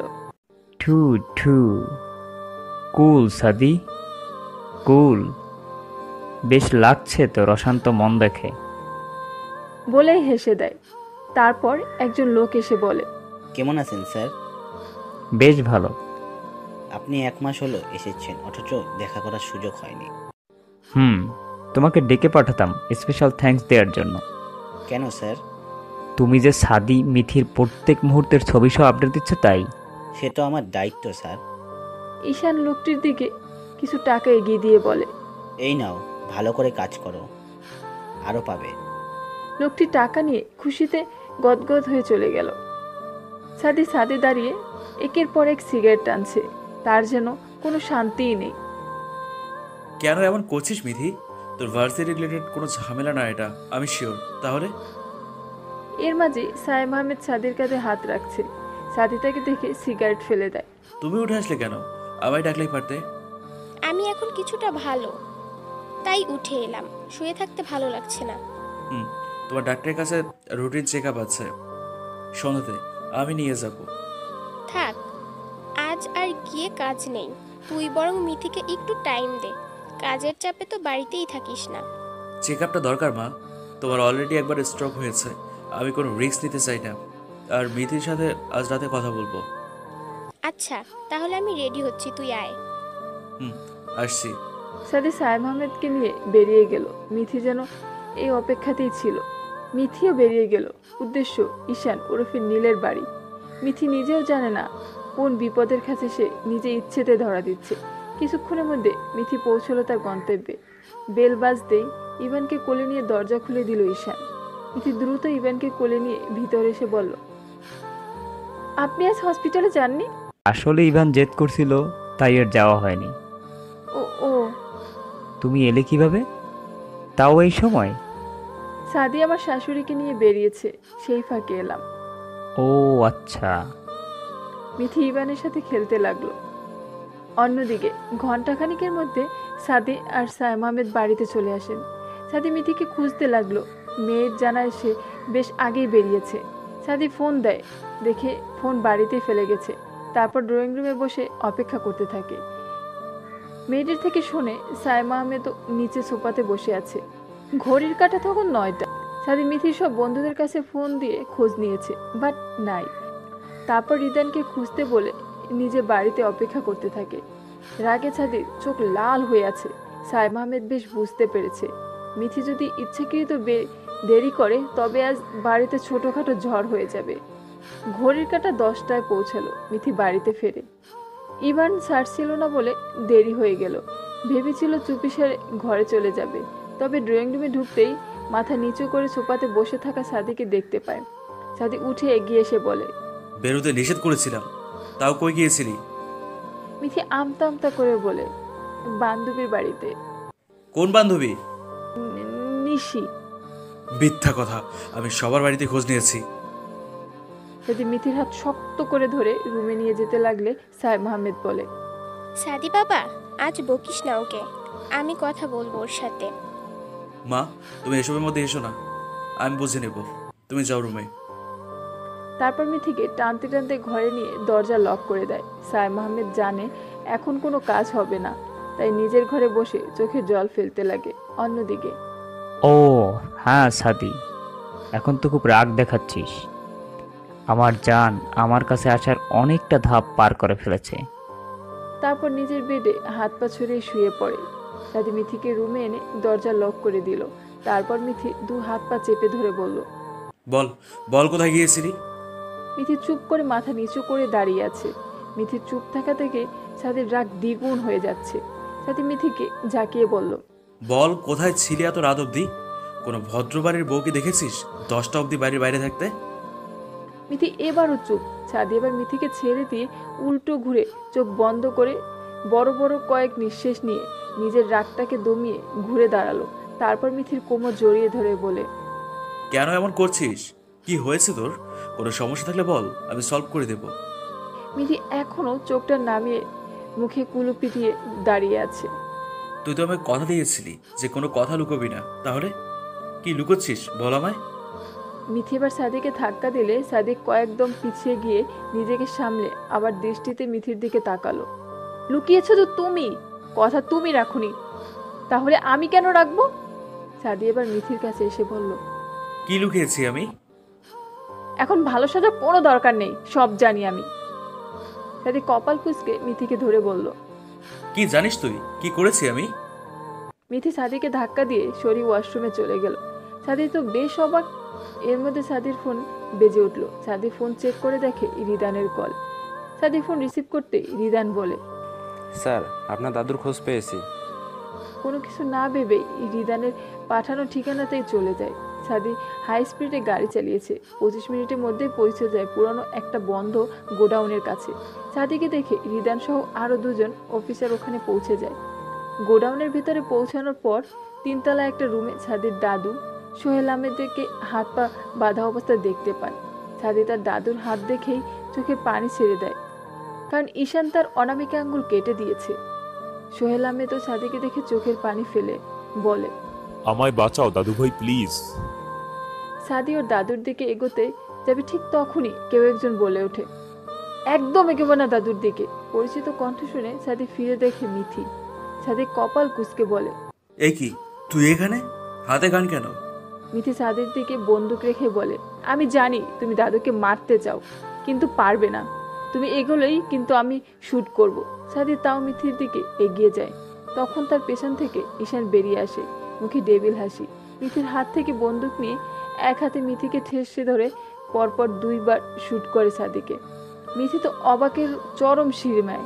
সাদির বুকে আর হাতে গুলি লাগায়। সাদি সেন্সলেস হয়ে যায়। মিথি কাঁদতে কাঁদতে বলে, কি করলেন আপনি? ওকে মারলেন কেন? ঈশান তখন ডেভিল হেসে বলে, ওকে মারার জন্যই তো এত কিছু জান। মিথি তেড়ে গিয়ে ঈশানকে থাপ্পড় মারে, তারপর বলে, তার মানে তুই এতদিন মিথ্যে বলেছিস, আর আমি বোকার মতো তোকে বিশ্বাস করে সবাইকে কষ্ট দিয়েছি। তাই এখন ড্রামা বন্ধ করো আর চলো। ঈশান মিথির হাত ধরতেই রবিন, রিদান, রুহি ঈশানের পায়ে শুট করে ঈশান হাতের বন্দুক ফেলে বসে পড়ে। তারপর বাকি অফিসার এসে ঈশানকে নিয়ে যায়। তারপর সাদিকে দ্রুত রিদান আর রবিন মিলে হসপিটাল উদ্দেশ্যে রওনা করে। সাদির প্রচুর ব্লিডিং হচ্ছে। মিথি তো কাঁদতে কাঁদতে অস্থির কাহিল। তখন রবিন মিথির মাথায় হাত রেখে বলে, তুমি এখানে কিভাবে এলে বৌমা? মিথি তখন জানায়, 1 মাস আগে আমার ভার্সিটিতে পরিচয় হয় নীলের সাথে। আমাকে একদিন সাদিকে নামিয়ে দিতে দেখে জানতে চায় সাদির ব্যাপারে। তারপর বিভিন্ন কথায় কথায় বলেন ওনার মাকে নাকি ফুপি মেরেছে, দাদুকে নাকি সাদি আটকে রেখে অত্যাচার করছে, ওনার ছোট বাচ্চা মাকেও সাদি আটকে রেখেছে। আমি বিশ্বাস করতে চাইনি। তারপর দাদুর আঙ্গুল সাদি কেটে দিয়েছে এমন ভিডিও দেখান। তারপর ফুপি আর সাদি বিভিন্ন সময়ের কথার রেকর্ডও শোনান। তারপর বাড়ির স্টোরে ওনাদের ছবি দেখে বাড়ির পুরাতন মেয়েটকে জিজ্ঞেস করলেও তিনিও জানান যে নীলের কথাই সত্যি। আমি শুধু বাচ্চাটার মায়ায় পড়ে গিয়েছিলাম, তাই আমিও বিশ্বাস করে নিয়েছিলাম। রবিন সব শুনে বললেন, তোমার ব্রেন ওয়াশ করেছে বৌমা, তুমি এখানে কিভাবে এলে? নীল ফোন করে বলল সাদি নাকি আজ দাদুকে মেরে ফেলবে। তারপর ওর পাঠানোর ঠিকানাতেই সিএনজি করে আর কি। বুঝেছি। তারপর রবিন, রিদান আর রুহি মিথিকে পুরো ঘটনা খুলে বললে। মিথি তো আফসোস আর অবাকও। হসপিটালে পৌঁছে সাদিকে ওটিতে নেওয়া হলে দ্রুত হলো, কারণ অন্য অফিসাররা রিদানের কথা মতো সব রেডি করে রেখেছিল। মিথি ওটির বাইরে বসে এভাবেই কাঁদছে আর মনে মনে বলছে, হায় খোদা, আমি অন্য একজনকে কিভাবে বিশ্বাস করলাম। আমি ওকে ব্যাপারটা খুলে বললে সব মিটে যেত, এখন কি হবে? মিথির অস্থিরতা দেখে রবিন ওর মাথায় হাত রেখে বলল, চিন্তা করো না বৌমা, সাদি ঠিক হয়ে যাবে। সাদির মা রুহির কাছ থেকে সব শুনে কান্নায় ভেঙে পড়লেন। তারপর রুহি বাড়িতে গিয়ে সাইমা আহমেদকে হসপিটালে নিয়ে আসলো। সাইমা আহমেদ আসতেই মিথি এগিয়ে গিয়ে হাত ধরতে ঝাটকা দিয়ে নিজের হাত সরিয়ে নিয়ে বললেন, এই তোর ভালোবাসা আমার ছেলের প্রতি, যেখানে তুই আমাদের বিশ্বাসই করিস না। আমার ছেলে তোর জন্য পাগল, তোকে পাওয়ার জন্য কত কিছু করেছে, আর তুই ছি। মিথি কেঁদেই যাচ্ছে। অন্যায় তো সে করেছে নিজের পরিবারের প্রতি অবিশ্বাস করে, তবে সব ঠিকও এখন তাকেই করতে হবে। সাইমা আহমেদ কাঁদতে কাঁদতে বসে পড়লেন। 1 ঘন্টা পর ডাক্তার ওটি করে বের হলো। সবাই উৎসুক দৃষ্টিতে তার দিকে এগিয়ে গেল। ডাক্তার জানালো সাদি এখন ঠিক আছে, গুলি বের করা হয়েছে, বাট ব্লাড লসের কারণে অনেক উইক। কিছুক্ষণ পর বেডে দিল, সবাই দেখা করতে পারবে। সবাই বেশ হাঁপ ছেড়ে বাঁচলো। সাদিকে কেবিনে দেওয়া হলো, কিন্তু সাদি এখনো সেন্স নেই। মিথি সাদির কেবিনে ঢুকতে গেলে সায়েব আহমেদ হাত চেপে ধরে বললেন, মারতে তো গিয়েছিলি, পারিসনি বলে কি আবার চাচ্ছিস আমার ছেলেকে মারতে? মিথির চোখ দিয়ে জল গড়িয়ে পড়ল। সায়েম আহমেদ নিজে ভিতরে চলে গেলেন। সায়েম আহমেদ গিয়ে অজ্ঞান সাদির মাথায় হাত বুলিয়ে চোখের পানি মুছছেন। তারপর বললেন, ডাক্তার বলেছে তুই কালই বাড়ি যেতে পারবি, চিন্তা করিস না, মা আছে তো, তোর বান্ধবী তো আমি। আবার চোখের পানি মুছে নিলেন। তারপর দরজা খুলে রবিন আসলেন। সায়েম আহমেদ পেছন ঘুরে দেখলেন রবিনের পেছনে মাথা নিচু করে মিথি দাঁড়িয়ে আছে। সায়েম আহমেদ রাগে ফুঁসে উঠলেন। তারপর এগিয়ে গিয়ে নিচু স্বরে বললেন, ওকে আনলে কেন রবিন? দিদি, মানুষ মাত্রই ভুল হয়, ক্ষমা করে দিন। আর তাছাড়া ঈশানের ট্র্যাপে পা দিয়েছিল, ভগবানের কৃপায় মিথির কোনো ক্ষতি করিনি ঈশান। সায়েম আহমেদের পা জড়িয়ে ধরে মিথি বলে উঠল, ক্ষমা করে দাও আম্মু, প্লিজ আমাকে শাস্তি দাও তুমি, কিন্তু দূরে সরিয়ে দিও না। সায়েম আহমেদ এমনিতে মিথিকে ছোটবেলা থেকে অনেক ভালোবাসেন। তারপরও সাদি মিথিকে পছন্দ করার পর যেন তার ভালোবাসা আরো দ্বিগুণ হয়ে যায়। তিনি পা থেকে মিথিকে উঠিয়ে জড়িয়ে ধরেন। তারপর মিথির চোখ মুছে দিয়ে বললেন, আর এমন করবি না, খুব কষ্ট পেয়েছি আমি। সরি আম্মু, আর হবে না। তারপর সায়েম আহমেদ আর রবিন কেবিন থেকে বেরিয়ে যায়। মিথি সাদির কাছে গিয়ে সাদির সারা মুখে এলোপাতাড়ি চুমু দেয়। তারপর কপাল ঠেকিয়ে চোখের পানি ছেড়ে দিয়ে বলল, সরি, খুব ভুল হয়ে গিয়েছে, তুমি আমাকে ক্ষমা করবে তো? সাদির পাশে বসে থাকতে থাকতে মিথির চোখ একটু লেগে এসেছিল। সাদি একটু খানিক আওয়াজ করাতে মিথি জেগে উঠল।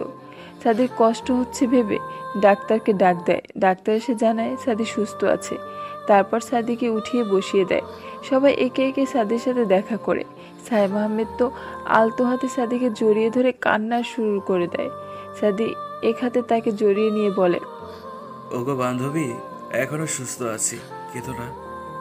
এই পুরোটা সময় মিথি কেবিনে এক কোণায় মাথা নিচু করে দাঁড়িয়েছিল আর শাড়ির আঁচল হাত দিয়ে পেঁচাচ্ছিল। তা সাদির নজর এড়ায়নি। সাদিও তাকে ডাক দেয়নি। রবিন ঈশানের ট্র্যাপটা সাদিকে জানায়। ঈশান এখন কাস্টাডিতে আছে। সবাই একে একে চলে যায়। কেবিনে রয়ে যায় সাদি আর মিথি আর একজন nurse. Sister, I am hungry, please please arrange some food. Wait a moment mister Ahmed. Mithi এখনো সেম জায়গায় স্থির হয়ে দাঁড়িয়ে আছে আর ভাবছে সে কাছে গেলে সাদির রিয়াকশন কেমন হবে। সাদি দেখেও না দেখার ভান করে আছে, কারণ এবার সে অভিমান করেছে। কেন মিথি তাকে অবিশ্বাস করলো? একজন নার্স খাবার এনে সাদির সামনে রাখলো। তারপর বলল, ওয়েট, খাবার আগে মেডিসিনগুলো খেতে হবে। ওকে।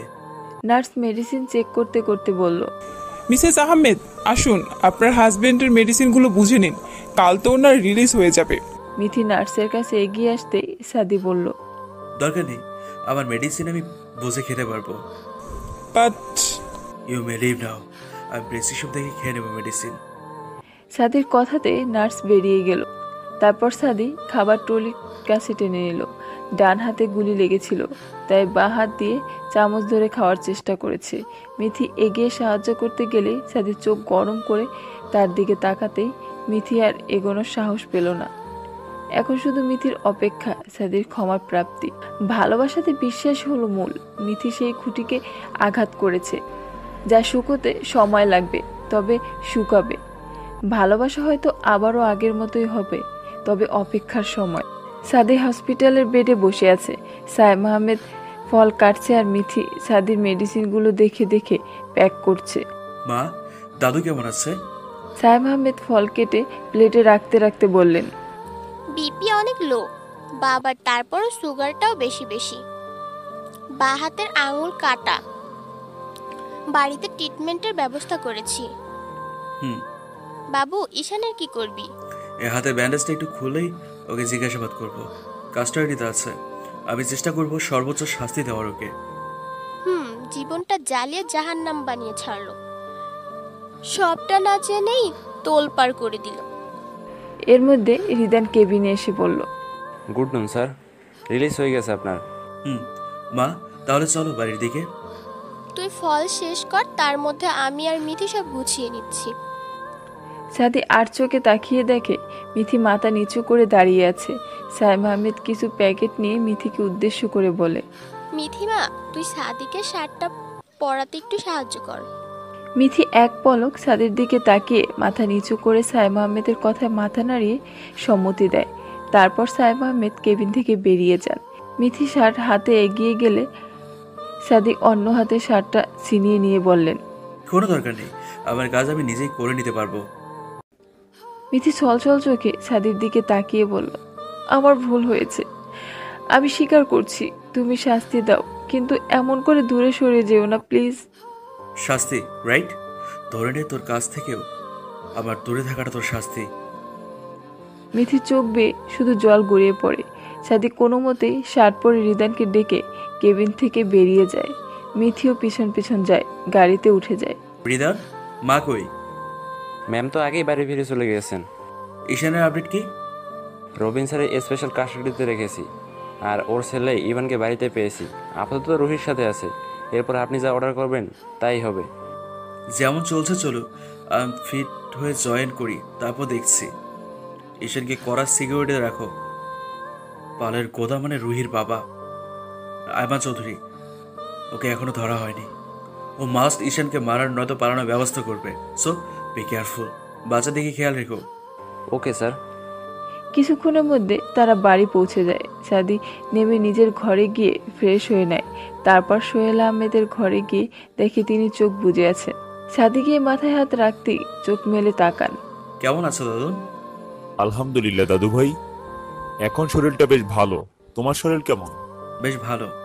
বলছিলাম যে ওসব কাজের কথা পরে বৌমা বলল আমার নাত বৌমা আছে, তার সাথে তো আলাপই হলো না, ডাকো তাকে। সাদি একজন মেয়েটকে পাঠান মিথিকে ডাকতে, আর অন্য একজন মেয়েট সোহেল আহমেদকে ধরে বসিয়ে দেন। মিথির দরজায় এসে মাথা নিচু করে দাঁড়িয়ে আছে, সাথে সাইম আহমেদও রয়েছে। সোহেল আহমেদ তো দেখেই বললেন, আয় নাত বউ, আমার পাশে এসে বস। মিথি ধীরে পায়ে এগিয়ে সোহেল আহমেদের পাশে গিয়ে বসে। সোহেল আহমেদ মিথিকে দেখে মাথায় হাত বুলিয়ে দিলেন। বাহ, খুব সুন্দরী নাত বউ আমার। আমার দাদু ভাইয়ের চয়েস আছে। বাবা, আপনার নাতি তো পাগল ছিল পুরো, তা তো আপনি জানেন। জানি। তুমি আমায় আমার ওই বক্সটা দাও। সোহেল আহমেদ সম্মতি দিয়ে আলমারি থেকে একটা বক্স বের করে সোহেল আহমেদের হাতে দিল। সোহেল আহমেদ বক্স খুলতে খুলতে বললেন, এগুলো তোদের দাদির বিয়ের গয়না, বুঝলি নাত বউ? সব নাতিদের ভাগ করে দেওয়ার কথা ছিল, কিন্তু নিশান আর নেই। আর ঈশানের বউকে তা জানতে পারলে তাকেও দিব, কারণ ওর অধিকার আছে। তবে এখানে যা আছে সব তোর। মিথি সাইম আহমেদের দিকে তাকালে সাইম আহমেদ ইশারায় নিতে বললেন। মিথি কাঁপা কাঁপা হাত দিয়ে নিয়ে বললেন, ধন্যবাদ দাদু, আসসালামু আলাইকুম। ওয়ালাইকুম আসসালাম নাত বউ। এগুলোর মধ্যে থেকে গহনা পরে আমাকে দেখিও। মিথি মাথা নেড়ে সম্মতি জানায়। তারপর সাইম আহমেদ আর মিথি বেরিয়ে যায় ঘর থেকে। সাদের প্রয়োজনীয় কিছু স্টেটমেন্ট রেকর্ড করে নেয় সোহেল আহমেদের থেকে। সাইম আহমেদ আর মিথি রান্নার কাজ করতে থাকলেন। রাতের খাবার খেয়ে সবাই নিজ নিজ ঘরে চলে যায়। মিথি ওয়াশরুম থেকে বেরিয়ে দেখে সাদি বেলকুনিতে দাঁড়িয়ে সিগারেট টানছে। মিথি গুটিসুটি পায়ে বেলকুনিতে এগিয়ে গিয়ে বলে, তুমি আবারও সিগারেট খাচ্ছ? সাদি কোনো উত্তর না দিলে মিথি সাদের কাছে গিয়ে বলল, সরি গো, প্লিজ। আর কিছু বলবি? নাহলে গিয়ে শুয়ে পড়। মিথি সাদিকে হালকা জড়িয়ে ধরে বলে, আই এম সরি, প্লিজ আমাকে মাফ করে দাও। সাদি এবার একটা ভয়াবহ কাজ করে বসলো। সাদি মিথির কোমরে জ্বলন্ত সিগারেট চেপে ধরল। মিথি চিৎকার দিতে গিয়েও দিল না, চোখ বন্ধ করে সহ্য করে নিল। সাদি ছেড়ে দিয়ে বলল, ঠিক এমন কষ্ট হয়েছিল আমার যখন জানলাম তুই আমাকে অবিশ্বাস করেছিস। মিথি চোখের পানি ছেড়ে দিল। সাদির সামনে ঘুরে আরেকটা সিগারেট ধরিয়ে মুখে দিয়ে টান দিয়ে বলল, তুই জানতে চেয়েছিলি না ওই দিন রাতে তোকে কেন মেরেছিলাম? শোন তাহলে, ওই দিন তোকে বিয়ে করার জন্য ঈশান দাদুর আঙ্গুল কেটে পাঠিয়েছিল। আমার ঘরের সোজা বিল্ডিংয়ে বন্দুক তাক করা ছিল। ঈশান বাধ্য করেছিল আমায় এমন করতে। মিথি সাদিকে হাত জড়িয়ে ধরে বলল, আমায় ক্ষমা করো। সাদি সিগারেট ফেলে নিজের হাত ছাড়িয়ে চলে যায় ভেতরে। মিথি ওখানে বসে অজোরে কাঁদতে থাকে। কিছুক্ষণ পর মিথি ভিতরে এসে দেখে সাদি ওয়াশরুম থেকে বেরিয়েছে মাত্র। সাদি বালিশ নিয়ে সোফাতে রাখতে মিথি দৌড়ে গিয়ে সাদির হাত ধরে বলল, তুমি অসুস্থ, তুমি বেডে ঘুমাও, আমি সোফাতে ঘুমাচ্ছি, প্লিজ। সাদি ঝাটকা দিয়ে হাত ছাড়িয়ে বেডে গিয়ে শুয়ে পড়ে। মিথি চোখের জল মুছে সোফাতে অন্য পাশে ফিরে শুয়ে চোখের পানি ফেলতে থাকে নীরবে। সাথী মনে মনে চিন্তা করতে থাকে, তুই কিভাবে আমায় অবিশ্বাস করলি মিথি পাখি? তোকে কেউ কিছু বলে আমাকে একবার জানাতিস, একবার। তোকে আমাকে অবিশ্বাস করার শাস্তি পেতেই হবে, পেতেই হবে। মিথিও চোখের পানি ফেলতে ফেলতে ভাবতে থাকে, আচ্ছা তুমি কি আমাকে কখনো ক্ষমা করবে না? আমি দোষ করেছি, তার শাস্তি যদি তুমি দূরে চলে গিয়ে দাও তো আমি মানতে পারছি না। এই নীরব রাতে সাদি আর মিথি কারোই ঘুম হলো না। দুজনের দুজনকে নিয়ে ভাবতে ভাবতে রাত পার হয়ে গেল। মান অভিমানের মাঝে কেটে গেল 1 সপ্তাহ। সাদি মিথির এখনও আলাদা থাকছে। সাদি মিথির সাথে এখন পুরোপুরি কথা বলা বন্ধ করে দিয়েছে। তার সাথে ঈশানের তো আছেই।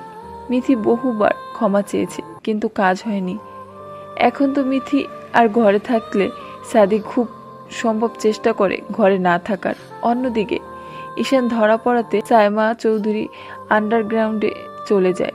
আয়মান চৌধুরী মদের গ্লাস হাতে তার একজন দণ্ডায়মান চেলাকে বলছেন, ঈশান ধরা পড়ে গেছে, ওকে এখন কিছু করতে হলে আগে সাদিককে ডিস্ট্রাক্ট করতে হবে, আর সাদিকের ডিস্ট্রাকশন হলো মিথি।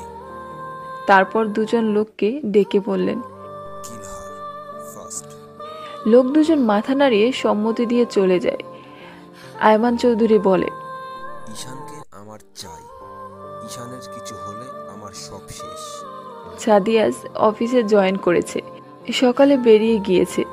মিথি বেশ কয়েকবার কথা বলতে চেষ্টা করেছে কিন্তু সাদি কোনো কথারই সুযোগ দেয়নি, চলে গিয়েছে।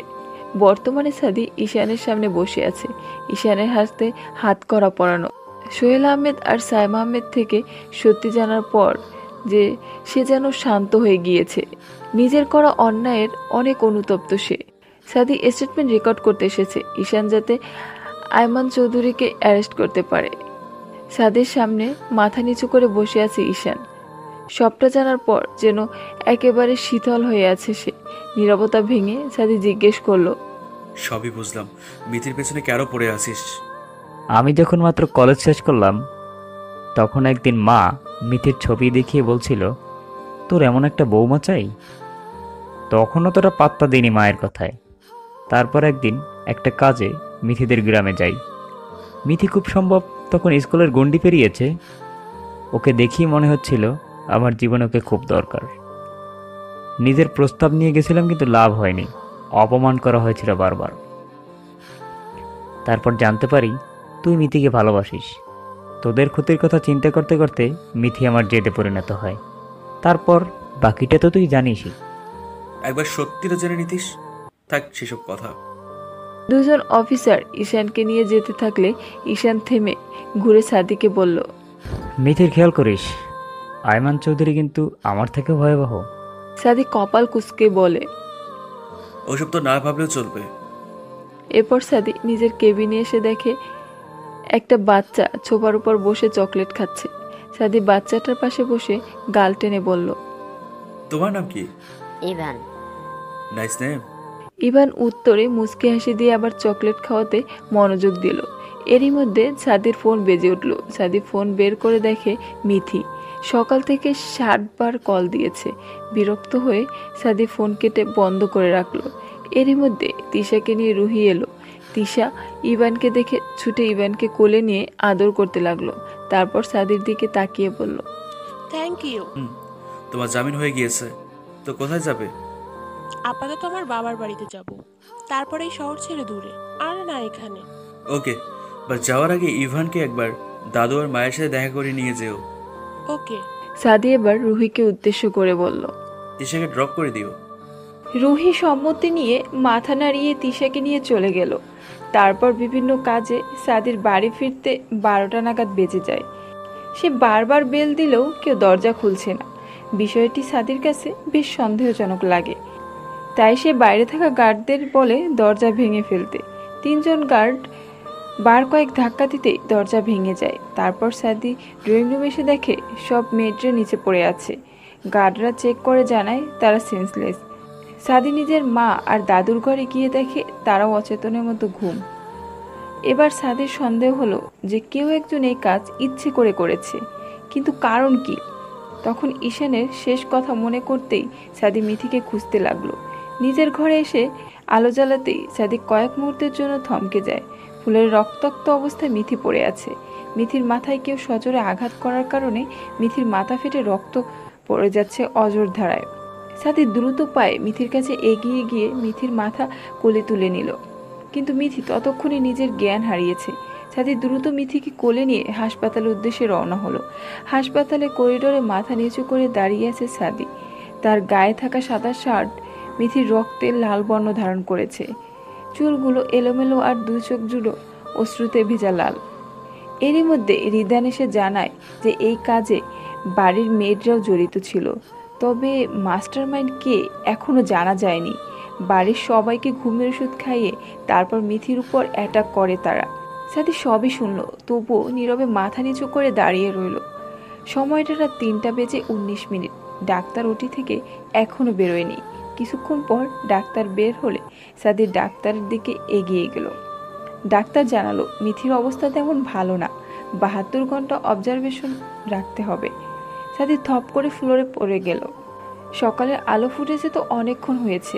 ঘুম ভাঙার পর সাইমা আহমেদ রুহির থেকে সব জেনে কাঁদতে কাঁদতে হসপিটালে আসেন। মিথির কেবিনের সামনে মাথা নিচু করে সাদিকে বসে থাকতে দেখে সাদির পাশে বসে সাদির কাঁধে হাত রাখলেন। মাকে দেখে সাদিয়া নিজেকে শক্ত রাখতে পারল না, মাকে জড়িয়ে ধরে কেঁদে দিল। তারপর কান্না জড়িত কণ্ঠে বলতে লাগলো, ও মা, তুমি মিথিকে বলো আমার কাছে ফিরে আসতে প্লিজ। আমি অভিমান করে কয়েকদিন কথা বলিনি বলে ও আমাকে এমন শাস্তি দেবে? ও মা, ওকে আসতে বলো না, আমার কাছে ফিরে আসতে বলো। আমি ওকে সরি বলে নেব। সাইমা আহমেদ সাদিকে শান্ত হতে বললেন। তিনি মনে মনে অস্থির হয়ে আছেন। সাইমা আহমেদ শুধু আল্লাহকে ডাকছেন আর বলছেন, আল্লাহ, তুমি রহমতের মালিক, দয়া করো আমার ছেলের উপর। মিথির কিছু হলে আমার ছেলে পাগল হয়ে যাবে। খোদা, তুমি দয়া করো আমার সন্তানের উপর। মিথির অবস্থার কোনো প্রকার উন্নতি নেই। বিকালের দিকে ডাক্তারের অনুমতি নিয়ে সাদি প্রবেশ করে মিথির কেবিনে। কেবিনে ঢুকে বেডে শুয়ে থাকা মিথিকে দেখে সাদির বুক ধক করে ওঠে। বেডে অচেতনভাবে পড়ে আছে মিথি। মিথির মাথায় মোটা পর্দার ব্যান্ডেজ, হাতে স্যালাইন চলছে, চোখে মুখে একটা ফ্যাকাশে ভাব চলে এসেছে। সাদি মিথির কাছে এগিয়ে একটু ঝুঁকে মিথির কপালে গভীরভাবে চুমু দেয়। এর সাথে সাদির চোখের পানি গড়িয়ে মিথির মুখে পড়ে। তারপর বেডের পাশে রাখা চেয়ারে বসে মিথির হাতটা আলতো করে ধরে কয়েকবার চুমু দিল। জানিস মিথি পাখি, আমি তোকে খুব ভালোবাসি। কখনো হয়তো তোর মতো করে প্রকাশ করতে পারিনি, কিন্তু সবসময় তোকে অনুভব করানোর চেষ্টা করতাম। কি করি বলতো? আমি তো এমনই। আমি তো তোর উপর একটু অভিমান করেছিলাম। আবার তো সকল অভিমানে তুমি, আর কার উপর আমার অভিমান হবে তুই ছাড়া? বল। আচ্ছা, আম সরি। আর করবো না এমন। যা বলবি তাই করবো আমি। তুই আমার কাছে ফিরে আয় প্লিজ, প্লিজ ফিরে আয়। সাদির চোখ থেকে অনবরত পানি গড়িয়ে পড়তে থাকলো। এরই মধ্যে একজন নার্স এসে জানালো ডাক্তার সাদিকে ডাকছেন কথা বলার জন্য। সাদি কেবিন থেকে বেরিয়ে একটু ফ্রেশ হয়ে ডাক্তারের কেবিনে গেল। মিস্টার আহমেদ, দেখুন, আমরা আপনাকে মিথ্যে ভরসা দিব না। আসলে মিসেস আহমেদের যা কন্ডিশন, তাতে কোনো রকম কিছু বলা যাচ্ছে না। আর আমরা আমাদের বেস্ট ট্রাই করছি, বাকিটা সৃষ্টিকর্তার হাতে। Please doctor, please save her. I only need my wife, please. We are trying. তারপর সাদি বেরিয়ে আবার মিথির কেবিনের সামনে চলে যায়। ঠিক তখনই সাদির ফোন আসে। সাদি চেক করে দেখে রবিনের ফোন। রিসিভ করতেই, বৌমা কেমন আছে সাদি? No change, sir. এখনো same condition. Ishan wants to talk with you. সাদি কিছু একটা চিন্তা করে বলে, I'm coming. রিদানকে হসপিটালের দিকটা দেখতে বলে সাদি অফিসের উদ্দেশ্যে বের হয়। অফিস পৌঁছে ঈশানের কাছে গিয়ে জিজ্ঞেস করে, বল, কি বলবি? আমি তোকে বলছিলাম মিথির খেয়াল রাখিস। আয়মান চৌধুরী এখনো বাইরে আছে। তোর দেওয়া ইনফরমেশনে সার্চ করা হয়েছে, ওখানে উনি নেই। তুই রংপুরে সার্চ অপারেশন চালানোর ব্যবস্থা কর। আয়মান চৌধুরীর মূল ঘাঁটি ওখানে। If I am not wrong, উনি ওখানেই গা ঢাকা দিয়ে আছেন। ওকে। সাদি বিষয়টা রবিনকে জানালো। রবিন বলে, ওটা নিয়ে কাল আলোচনা হবে। এত বড় মাফিয়া গ্যাং, 10 বার চিন্তা করতে হবে। সাদির সম্মতি নিয়ে পুনরায় হসপিটালের উদ্দেশ্যে রওনা হয়। মিথির কেবিনের সামনে গিয়ে দেখে ডাক্তাররা দৌড়দৌড়ি করছে। রিদান জানায় যে মিথির ব্রেন স্ট্রোক করেছে। অবস্থা আরও খারাপ। সাদির যেন সবকিছু থমকে যায়। মিথির স্ট্রোক হয়েছে কথাটা শুনে সাদির যেন সবকিছু থমকে গিয়ে আরও সবকিছু এলোমেলো করে দিল। এটুকু বলেই চোখ খুলল তিশা। তার দিকে এতক্ষণ তীব্র দৃষ্টি নিক্ষেপ করে তাকিয়েছিল ইভান। ইভান এখন 14 বছরের বালক। তাদের পুরনো ছবির অ্যালবাম থেকে সাদি মিথির ছবি দেখে তিশাকে তাদের ব্যাপার জিজ্ঞেস করে। তারপর তিশা তাকে সাদি মিথির সম্পর্ক জানায়। ইভান আবার তার মাকে জিজ্ঞেস করে, মামুনি তারপর মিথির কি হলো? আর সাদি? আয়মান চৌধুরীকে ধরতে পেরেছিল? আর ঈশানের বা কি হলো? আমি জানি না বাবু। ওই দিন মিথিকে ওই অবস্থাতে রেখেই আমি তোকে নিয়ে সিলেট চলে আসি। আর এই 11 বছর ওদের সাথে যোগাযোগ করা হয়নি। না, তাহলে তো স্টোরি এন্ডিং জানতে আমাদের উচিত ঢাকাতে যাওয়া। ঢাকার নাম শুনে কেঁপে ওঠে তিশা। না বাবু, ওই অভিশপ্ত জায়গায় আর ফিরতে চাই না। ইভান তাও জেদ করতে লাগলো। তিশা না পেরে ধমকে চুপ করলো ইভানকে। তবে ইভান চুপ করে গেলেও ব্যাপারটা ঝেড়ে ফেললো না। সে রাতে শুয়েও ভাবতে লাগলো কিভাবে তার মাকে রাজি করাবে। পরদিন আবার ইভান তিশাকে রাজি করানোর কাজে লেগে পড়লো, কিন্তু কোনো লাভ হলো না। তিশা অনর, সে কিছুতেই ঢাকা ফিরবে না। ইভানের মনটা খারাপ হয়ে গেল। ইভান যেন মনমরা হয়ে ঘুরতে লাগলো, কারণ তার মাথায় তো ঘুরছে সাদি মিথি। 1 সপ্তাহ ধরে ছেলেকে এমন মনমরা দেখার পর তিশা সিদ্ধান্ত নিল যে ঢাকা ফিরবে, সাদি ও মিথির সাথে যোগাযোগ করবে। রাতে ঘরে এসে দেখলো ইভান চুপ করে শুয়ে আছে। তিশা ইভানের কাছে গিয়ে বলল, তো ইবু বাবু, ঢাকা যেতে আপনার কোন কোন জামা নিব? ইভান লাফিয়ে উঠে বলল, সত্যি মা, আমরা ঢাকা যাচ্ছি? পরশু সকালের বাসে। ইভান তিশাকে জড়িয়ে ধরল। ওই রাতটা ইভান ভাবতে লাগলো সাদি মিথির ব্যাপারে। আর তিশা সে ভাবতে লাগলো পুরনো জায়গাগুলোতে কি এখনো সাদি মিথি আছে। পরদিন সারা দিন বিভিন্ন কাজে কাটলো ইভান তিশার। এরপর যথারীতি দিনে সকাল 7টায় তারা বাস স্টেশনে পৌঁছালো। ঢাকার বাসের টিকিট কেটে উঠে পড়লো বাসে। সারা রাস্তা ভাবনা চিন্তা পর রাতে তারা পৌঁছালো ঢাকায়। তিশা বাসা থেকে নেমে তার বাপের বাড়িতে গেল। বেল বাজাতেই তিশার মা দরজা খুলে দিল। দীর্ঘ 11 বছর পর তিশাকে দেখে সে রীতিমতো শকড। চোখের জল ফেলে মেয়েকে জড়িয়ে ধরল। তিশার বাবা ইভানকে দেখে তারা তো অবাক, কত বড় হয়ে গিয়েছে। তারপর তারা ভিতরে এসে ফ্রেশ হয়ে নিল। রাতে খেতে বসে তিশা জিজ্ঞেস করলো, আচ্ছা মা, ঈশানের কোনো খোঁজ জানো? শুনেছিলাম ওর 10 বছরের জেল হয়েছে, তারপর আর জানি না। ও আচ্ছা। খাওয়া শেষ করে ঘুমাতে গেল। ইভান তখন তার মাকে জিজ্ঞেস করলো, আচ্ছা মা, আমরা কি কাল সাদি মিথিকে খুঁজতে যাব? যাব। তুমি এখন ঘুমাও। ইভানও খুশি হয়ে ঘুমিয়ে পড়ল। তিশা ভাবতে লাগলো, আচ্ছা, ঈশানের সাজার তো 10 বছর সম্ভবত পূরণ হয়েছে। ও কি কখনো খুঁজেছে আমাদের? ও কি এখনো মাফিয়াদের সাথে যোগাযোগ আছে? মিথি কেমন আছে? আদৌ কি বেঁচে আছে? আর সাদি? এসবের মাঝে কেটে গেল রাতটা। সকালে ফ্রেশ হয়ে ব্রেকফাস্ট করে তিশা ইভানকে নিয়ে বের হলো আহমেদ ভিলার উদ্দেশ্যে। ঢাকা শহরের বিরক্তিকর জ্যামে ইভান রীতিমতো বিরক্ত। তিশা আর ইভান 30 মিনিট পর আহমেদ ভিলায় পৌঁছালো। তবে পৌঁছে দেখে মেইড গেটে বিশাল বড় তালা ঝুলিয়েছে। তিশা যেন দিশেহারা হয়ে গেল।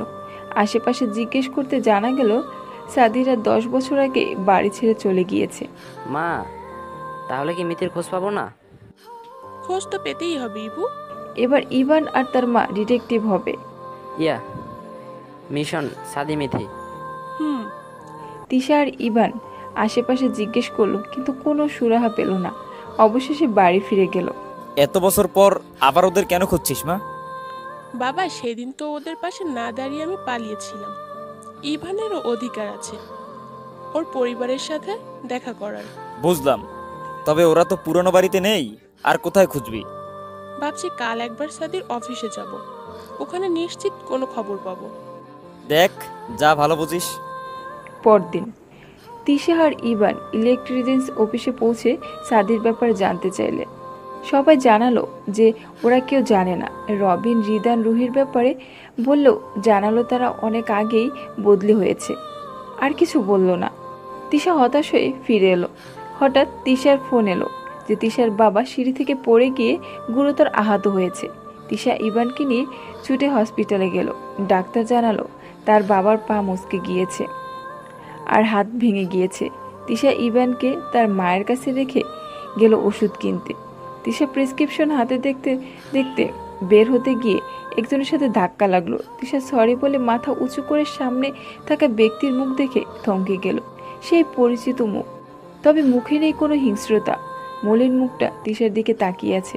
তিশা মনে মনে বলল, ঈশান। পরক্ষণে ভয়ে তিশার গা কাটা দিয়ে উঠল। তিশা দৌড়ে চলে গেল। ঈশান বেশ কয়েকবার ডাকলেও তিশা সাড়া দেয়নি। তিশা ওষুধ কিনে এনে ভাবতে থাকে ঈশানের ধরাছোঁয়ার বাইরে যেতে হবে, নয়তো ঈশান আবার কোনো ক্ষতি করতে পারে। তিশা তার বাবার কেবিনে গেছে, দেখে ঈশান। তিশা রাগীভাবে ফুটিয়ে বলে, এ কি, এখানে কেন? বেরিয়ে যাও, আর তোমার করা ক্ষতি আমরা মানতে পারবো না। ট্রাস্ট মি তিশা, আমি কোনো ক্ষতি করব না তোমাদের। জেল থেকে ছাড়া পাওয়ার পর তোমাদের খুঁজে যাচ্ছি। আমি তোমাদের চাই তিশা। আমরা তোমাকে চাই না। প্লিজ আমাকে বোঝানোর সুযোগ দাও একবার। প্লিজ চলে যাও, প্লিজ। ওকে, বাট আমি তোমাদের চাই তিশা।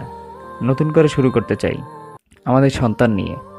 তিশা চিল্লিয়ে বলে, জাস্ট গো ঈশান, প্লিজ। ঈশান চোখের জল মুছে বেরিয়ে যায়। ওদিন বাসায় এসে তিশা অস্থির হয়ে পড়ে আচমকা ঈশানের আগমনে। তিশা ভেবে নেয় যে কোনো কারণে সাদি মিথির খোঁজ নিয়েই এখান থেকে চলে যাবে।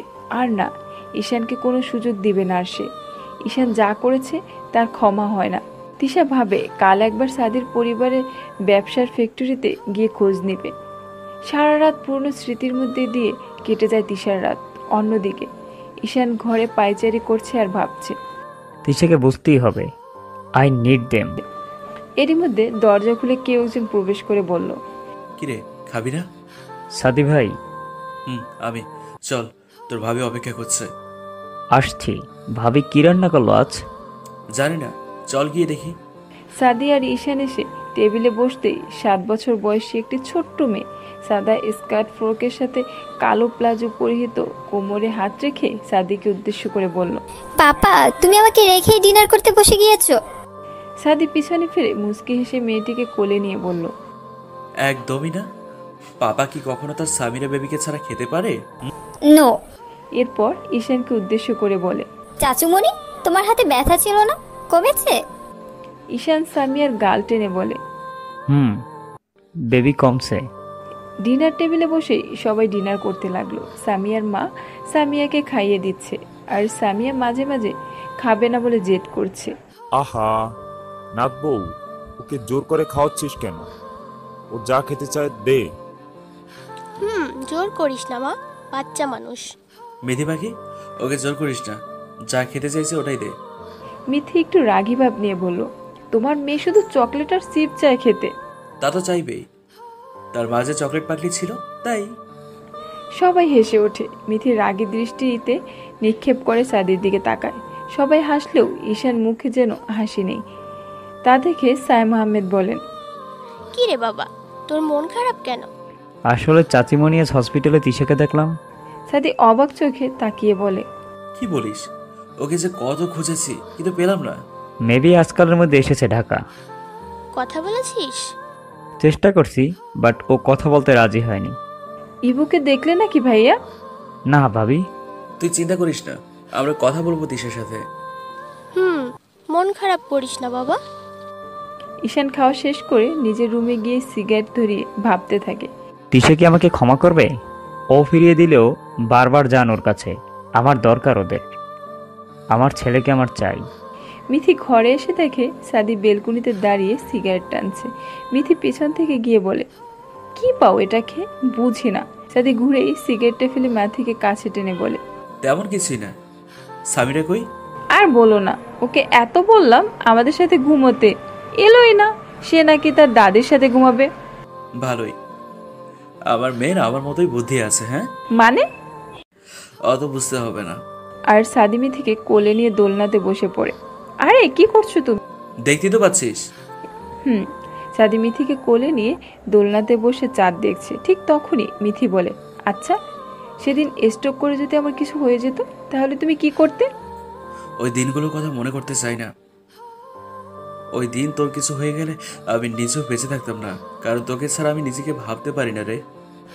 অতীত। সেদিন মিথির স্ট্রোকের পর সাদি থমকে যায়।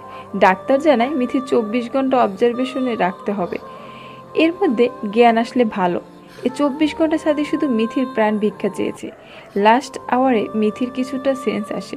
ডাক্তার জানায় প্রপার কেয়ার মিথিকে সম্পূর্ণ সুস্থ করে তুলতে পারে ইনশাআল্লাহ। এরপর মিথি 2 সপ্তাহ হসপিটালে ছিল। সাদি একটা মুহূর্তের জন্য মিথিকে ছেড়ে যায়নি। পুরোপুরি সেন্স আসার পর মিথিকে দেখতে সবাই আসে। সবাই বেরিয়ে গেলে সাদি গিয়ে মিথির সামনে বসে। মিথি মাথা নিচু করে চোখের পানি ফেলতে ব্যস্ত। নীরবতা ভেঙে মিথি বলে, আমি জানি আমি ভুল করেছি, এই ভুলের ক্ষমা হয় না। আর সাদি মিথির মাঝ পথে থামিয়ে দিয়ে বলল, ভুল আমিও করেছি তোকে অবহেলা করে। তোর আজকে এই অবস্থা আমার জন্য। এরপর সাদি মিথিকে শক্ত করে জড়িয়ে ধরে তারপর বলে, সরি মিথি পাখি, আর এমন হবে না। মিথিও জড়িয়ে ধরে বলে, আমিও সরি, আর আমি আর ভার্সিটিতে যাব না, ঘরে থাকবো, তাই ভালো। সাদি মিথিকে ছেড়ে কপাল কুঁচকে বলে, ভার্সিটি যাবি না কেন? ভার্সিটিতে গেলাম বলেই তো এত কিছু।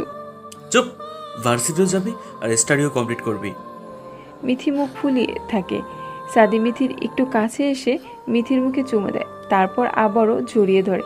এরই মধ্যে ঈশানের সাজার শুনানি হয়। রংপুরের সার্চ করে আয়মান চৌধুরীকে ধরা হয়। আয়মান চৌধুরীকে মৃত্যুদণ্ড দেয়া হয়। 2 মাসের মধ্যে মিথি সম্পূর্ণ সুস্থ। এরকমই একদিন সাদি ছাদের সোফাতে বসে কাজ করছে ল্যাপটপে। হালকা ঠান্ডা বাতাস বইছে। এর মধ্যে মিথি এসে সব কিছু সরিয়ে সাদির কোলে বসে পড়ে। সাদি মুখ ঘুরিয়ে দেখে মিথির মুখ ফুলানো। সাদি হালকা হাতে জড়িয়ে ধরে বলে, কি হয়েছে? মুখ এমন ফোলানো কেন? আমাকে কোথাও ঘুরতে নিয়ে যাবে প্লিজ? অবশ্যই নিয়ে যাব। বল কোথায় যাবি? ওসব আমি জানি না, তুমি ঠিক করো। আচ্ছা, আমাদের তো হানিমুন হয়নি। এই তাহলে চল হানিমুনটা সেরে আসি। ধুর না, আমি হাতের কাজ ছেড়ে রেডি হচ্ছি আর দেখছি কোথায় যাওয়া যায়। মিথি কিছু একটা চিন্তা করে বলল, ওকে। রাতে ফিরে সাদি জানায় যে তার পরশুদিন চট্টগ্রাম যাবে। মিথি অনেক খুশি। পরদিন সাদি মিথি কিছু শপিং করতে বের হয়।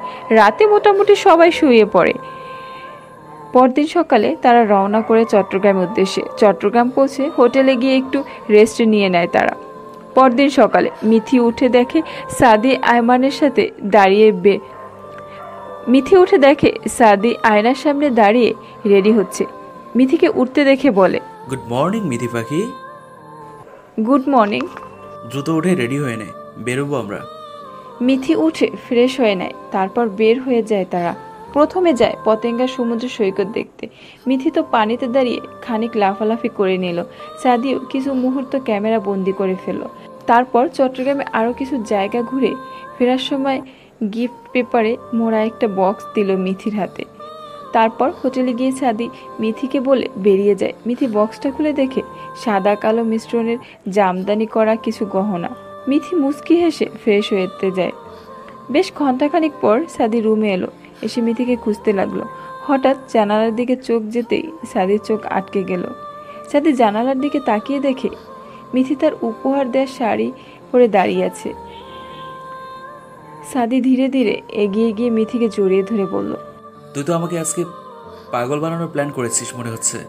মিথি সাদির দিকে ঘুরে বলল, নতুন করে পাগল করে কি আছে, আপনি তো আগে থেকেই আমার পাগল। সাদি মুস্কি হেসে বলল, কথা সত্যি। এরপর মিথি সাদিকে জড়িয়ে ধরল। একে অপরকে ভালোবাসার মাঝে কেটে গেল তাদের আরো কিছু সময়। সাদি মিথির বিয়ের 1 বছর পর মিথি কনসেপ্ট করে। সেদিন সাদের খুশিতে যেন আর কোনো বাদ ছিল না। আকাশ সব ছিল খুশি, কিন্তু দুর্ভাগ্যবশত 16 সপ্তাহে মিথির মিসক্যারেজ হয়। এতে মিথি ভেঙে পড়লেও সাদি ভেঙে পড়েনি। সাদি পুরো সময় মিথির পাশে ছিল। সাদির ভালোবাসাতে মিথি আবারও স্বাভাবিক জীবনে ফিরে আসে। অবশেষে সাদি মিথির অপেক্ষার অবসান ঘটিয়ে তাদের বিয়ের 3 বছরের মাথায় মিথি আবারও কনসেপ্ট করে। এবারও সাদি আগের মতোই খুশি, তার সাথে কিছুটা ভয়ও ছিল। সাদি ও সায়েম আহমেদের যত্নে কেটে যায় 9 মাস। মিথির কোল জুড়ে আসে তাদের মেয়ে সামিরা। সেদিন তো সাদি পুরো হসপিটালে এক মিষ্টির বিতরণ করেছিল। আহমেদ বাড়ির প্রাণ সামিরা। অতঃপর 10 বছরে সাদা শেষ করে ঈশান বের হলে সাদি নিজে তাকে বাড়ি নিয়ে আসে। ঈশান নিজের কাজে অনুতপ্ত হয়েই আসতে চায়নি, কিন্তু সবার জোড়াজুড়িতে নাও করতে পারেনি। বর্তমান মিথি সাদির বুকে মাথা দিয়ে শুয়ে আছে। নীরবতায় আঘাত করে সাদি বলল, আচ্ছা, কাল তিশার সাথে একবার কথা বলা উচিত, কি বলিস? ভাইয়ার লাইফটা তো এখন ছন্নছাড়াভাবে চলতে পারে না। কাল তুই, আমি আর মা যাব। ওকে। ইবু বাবু কত বড় হয়ে গিয়েছে, তাই না? যদি ভুল না হয় তাহলে 14 থেকে 15 বছরের হবে। সব আলোচনা হলো, এখন চল। কোথায় বলবো না। এভাবে খুনসুটিতে তাদের আরও একটা রাত কেটে পরদিন তিশার বাড়িতে সবার উপস্থিতি হয়, কিন্তু তিশা অনবরত সে ঈশানের সাথে থাকবেই না। ঈশান যা করেছে তার ক্ষমা হয় না। সবাই হতাশ হয়ে বাড়ি ফিরে এলো। এরপর অনেকগুলো দিন কেটে ঈশান শুধু তিশার কাছে ক্ষমা চায়। এরপর একদিন তিশাকে পার্কে ডাকে ঈশান, বলে শেষবারের মতো দেখা করতে। তিশা যথাসময়ে পার্কে এসে দেখে ঈশান বসে আছে। কি বলবে বলো? এত তারা কিসের? রাতের বাসে আমি চলে যাব, তাই তারা। ঈশান এবার তিশা হাত ধরে বলল, তিশা প্লিজ মাফ করো আমায়, চলো না নতুন করে শুরু করি সব, অন্তত আমাদের বাচ্চার জন্য প্লিজ। তিশার কোনো উত্তর না পেয়ে ঈশান পকেট থেকে একটা ছুরি বের করে তিশার হাতে ছেড়ে নিজের বাঁ হাতের রগের উপর ধরে বলল, ঠিক আছে তিশা, তুমি যখন ফিরবে না তখন আমারও বাঁচার কোনো দরকার নেই, কারণ আমি আমার পরিবার চাই, তাছাড়া বাঁচতে পারবো না। তিশা ভয়ার্ত কণ্ঠে ঈশানকে বলে, please Ishan, don't do this. ফেলো ছুরিটা। নো তিশা। ঈশান এবার যখনই ছুরি চালাতে যাবে তখন তিশা দৌড়ে গিয়ে ঈশানকে জড়িয়ে ধরে। ঈশানও হালকা হাতে জড়িয়ে ধরে। তিশা এবার ঈশানের হাত সামনে এনে বলে, হাত তো কেটে গিয়েছে, হসপিটাল চলো। ঈশান একটু হেসে বলে, জাস্ট একটু চামড়া কেটেছে, এতে কি হবে, গাড়িতে বসে ফার্স্ট এড করে নিব। এরপর তিশাকে বাড়িতে নামিয়ে ঈশান বাড়ি ফেল। উদ্দেশ্য বাড়ির সবাইকে বলবে কাল তিশাকে নিয়ে আসতেছে। ঈশান এসে সায়েম আহমেদকে জড়িয়ে ধরে বলল, চাচিমণি, তিশা বাড়িতে আসতে রাজি হয়েছে। সায়েম আহমেদ খুশি হয়ে বললেন, কি খুশির খবর, কালই যাব আমরা। সোহেল আহমেদ বাধা দিয়ে বলল, না বৌমা। সবাই ভুরু কুঁচকে বলল, কেন? ঈশান তিশার বিয়েতে আমরা কেউ উপস্থিত ছিলাম না, তাই আমি চাই ওদের আবার বিয়ে দিয়ে তিশানাথ বউকে এ বাড়িতে আনতে। কি বলো সবাই? গ্রেট আইডিয়া দাদুন। তাহলে চলো কাল কথা বলে ডেট ঠিক করি, তারপর শুভ বিবাহ। সবাই অনেক খুশিতে মেতে উঠে। পরদিন আহমেদ বাড়ির সকলে তিশাদের বাড়ি যায় প্রস্তাব নিয়ে। তিশার পরিবারও রাজি হয়। সবার সম্মতিতে 2 সপ্তাহ পরে তারিখ ঠিক হয়। এটুকু সময় ইভান আর ঈশানকে সবাই দিতে চায়, কারণ সব কিছুর সাথে মানাতে ইভানের তো সময়ের প্রয়োজন। বিয়ের সব কিছুর আয়োজন 2 সপ্তাহে বেশ ভালোই কেটে সবার। এর মধ্যে ঈশানের চেষ্টায় ইভানও সবার সাথে অনেক অ্যাডজাস্ট করে নিল। বিয়ের দিন সবাই বরযাত্রীতে চলে যাচ্ছে, আর সাদি আর মিথিকে বসিয়ে রেখেছে। তার কারণ হলো কালই জেনেছে সবাই মিথি আবার কনসেপ্ট করেছে। সবার আনন্দের মাত্রা 3 গুণ হয়েছে। এটাই যথেষ্ট ছিল। মিথি বিরক্ত হয়ে সাদির দিকে তাকিয়ে বলল, অমন করে তাকাচ্ছিস কেন শুনি? তা নয় তো কি, সবাই চলে গিয়েছে আর তুমি আমাকে ওদের সাথে যেতে দিলে না। কারণ তুই আমার সাথে যাবি। ওদের সাথে গেলে কি হতো? সাদি মিথির সামনে বসে হাতটা ধরে বলল, অনেক কিছুই হতো। 2 বাচ্চার মা হয়ে যাচ্ছিস, অথচ তোর বুদ্ধি এখনো হাঁটুতে। ওদের সাথে গেলে লাফালাফি করে চোট লাগিয়ে নিতিস, আবার তখন রিস্ক নিতে চাই না আমি। মিথি মুখ ফুলিয়ে রইল। সাদি মিথিকে জড়িয়ে ধরল। রাগ করিস না প্লিজ। মিথিও হেসে দেয়। এরপর সাদি রেডি হয়ে তারপর মিথিকে নিয়ে বিয়ে বাড়িতে পৌঁছালো। খুবই আনন্দের সাথে কেটে গেল ঈশান তিশার বিয়ে। এখন তিশা বাসর ঘরে দাঁড়িয়ে আছে আর ঈশান তাকে জড়িয়ে ধরেছে। আমার একটা ইচ্ছে আছে জানো, কি হচ্ছে? আমার ঠিক সামিরের মতো ছোট্ট একটা তিশা চাই। তিশা লজ্জা পেয়ে যায়। ঈশান তিশাকে কোলে নিয়ে তাদের নতুন জীবনের সূচনা পথে অগ্রসর হয়। আর সাদি মিথি আজও বসে আছে ছাদে রাখা দোলনাতে, একে অপরের কাঁধে মাথা রেখে। একে অপরের সাথে কাটানো 11 বছরের বহু স্মৃতি তাদের মন জুড়ে। ভুল বুঝাবুঝি হলেও এত বছরে তাদের একে অপরের প্রতি ভালোবাসা একটুও কমেনি। তারা আজও একে অপরকে একই অনুভূতিতে ব্যক্ত করতে ব্যস্ত। গল্পের ভুল ত্রুটিগুলো ক্ষমার নজরে দেখবেন। আর গল্পের শুরু থেকে শেষ পর্যন্ত যারা সাথে ছিলেন সকলকে অনেক অনেক ধন্যবাদ। আর হ্যাঁ, পুরো গল্পটা কেমন লাগলো অবশ্যই একটা কমেন্ট করে জানাবেন। আবারও আপনাদের সামনে হাজির হব নতুন কোনো গল্প নিয়ে।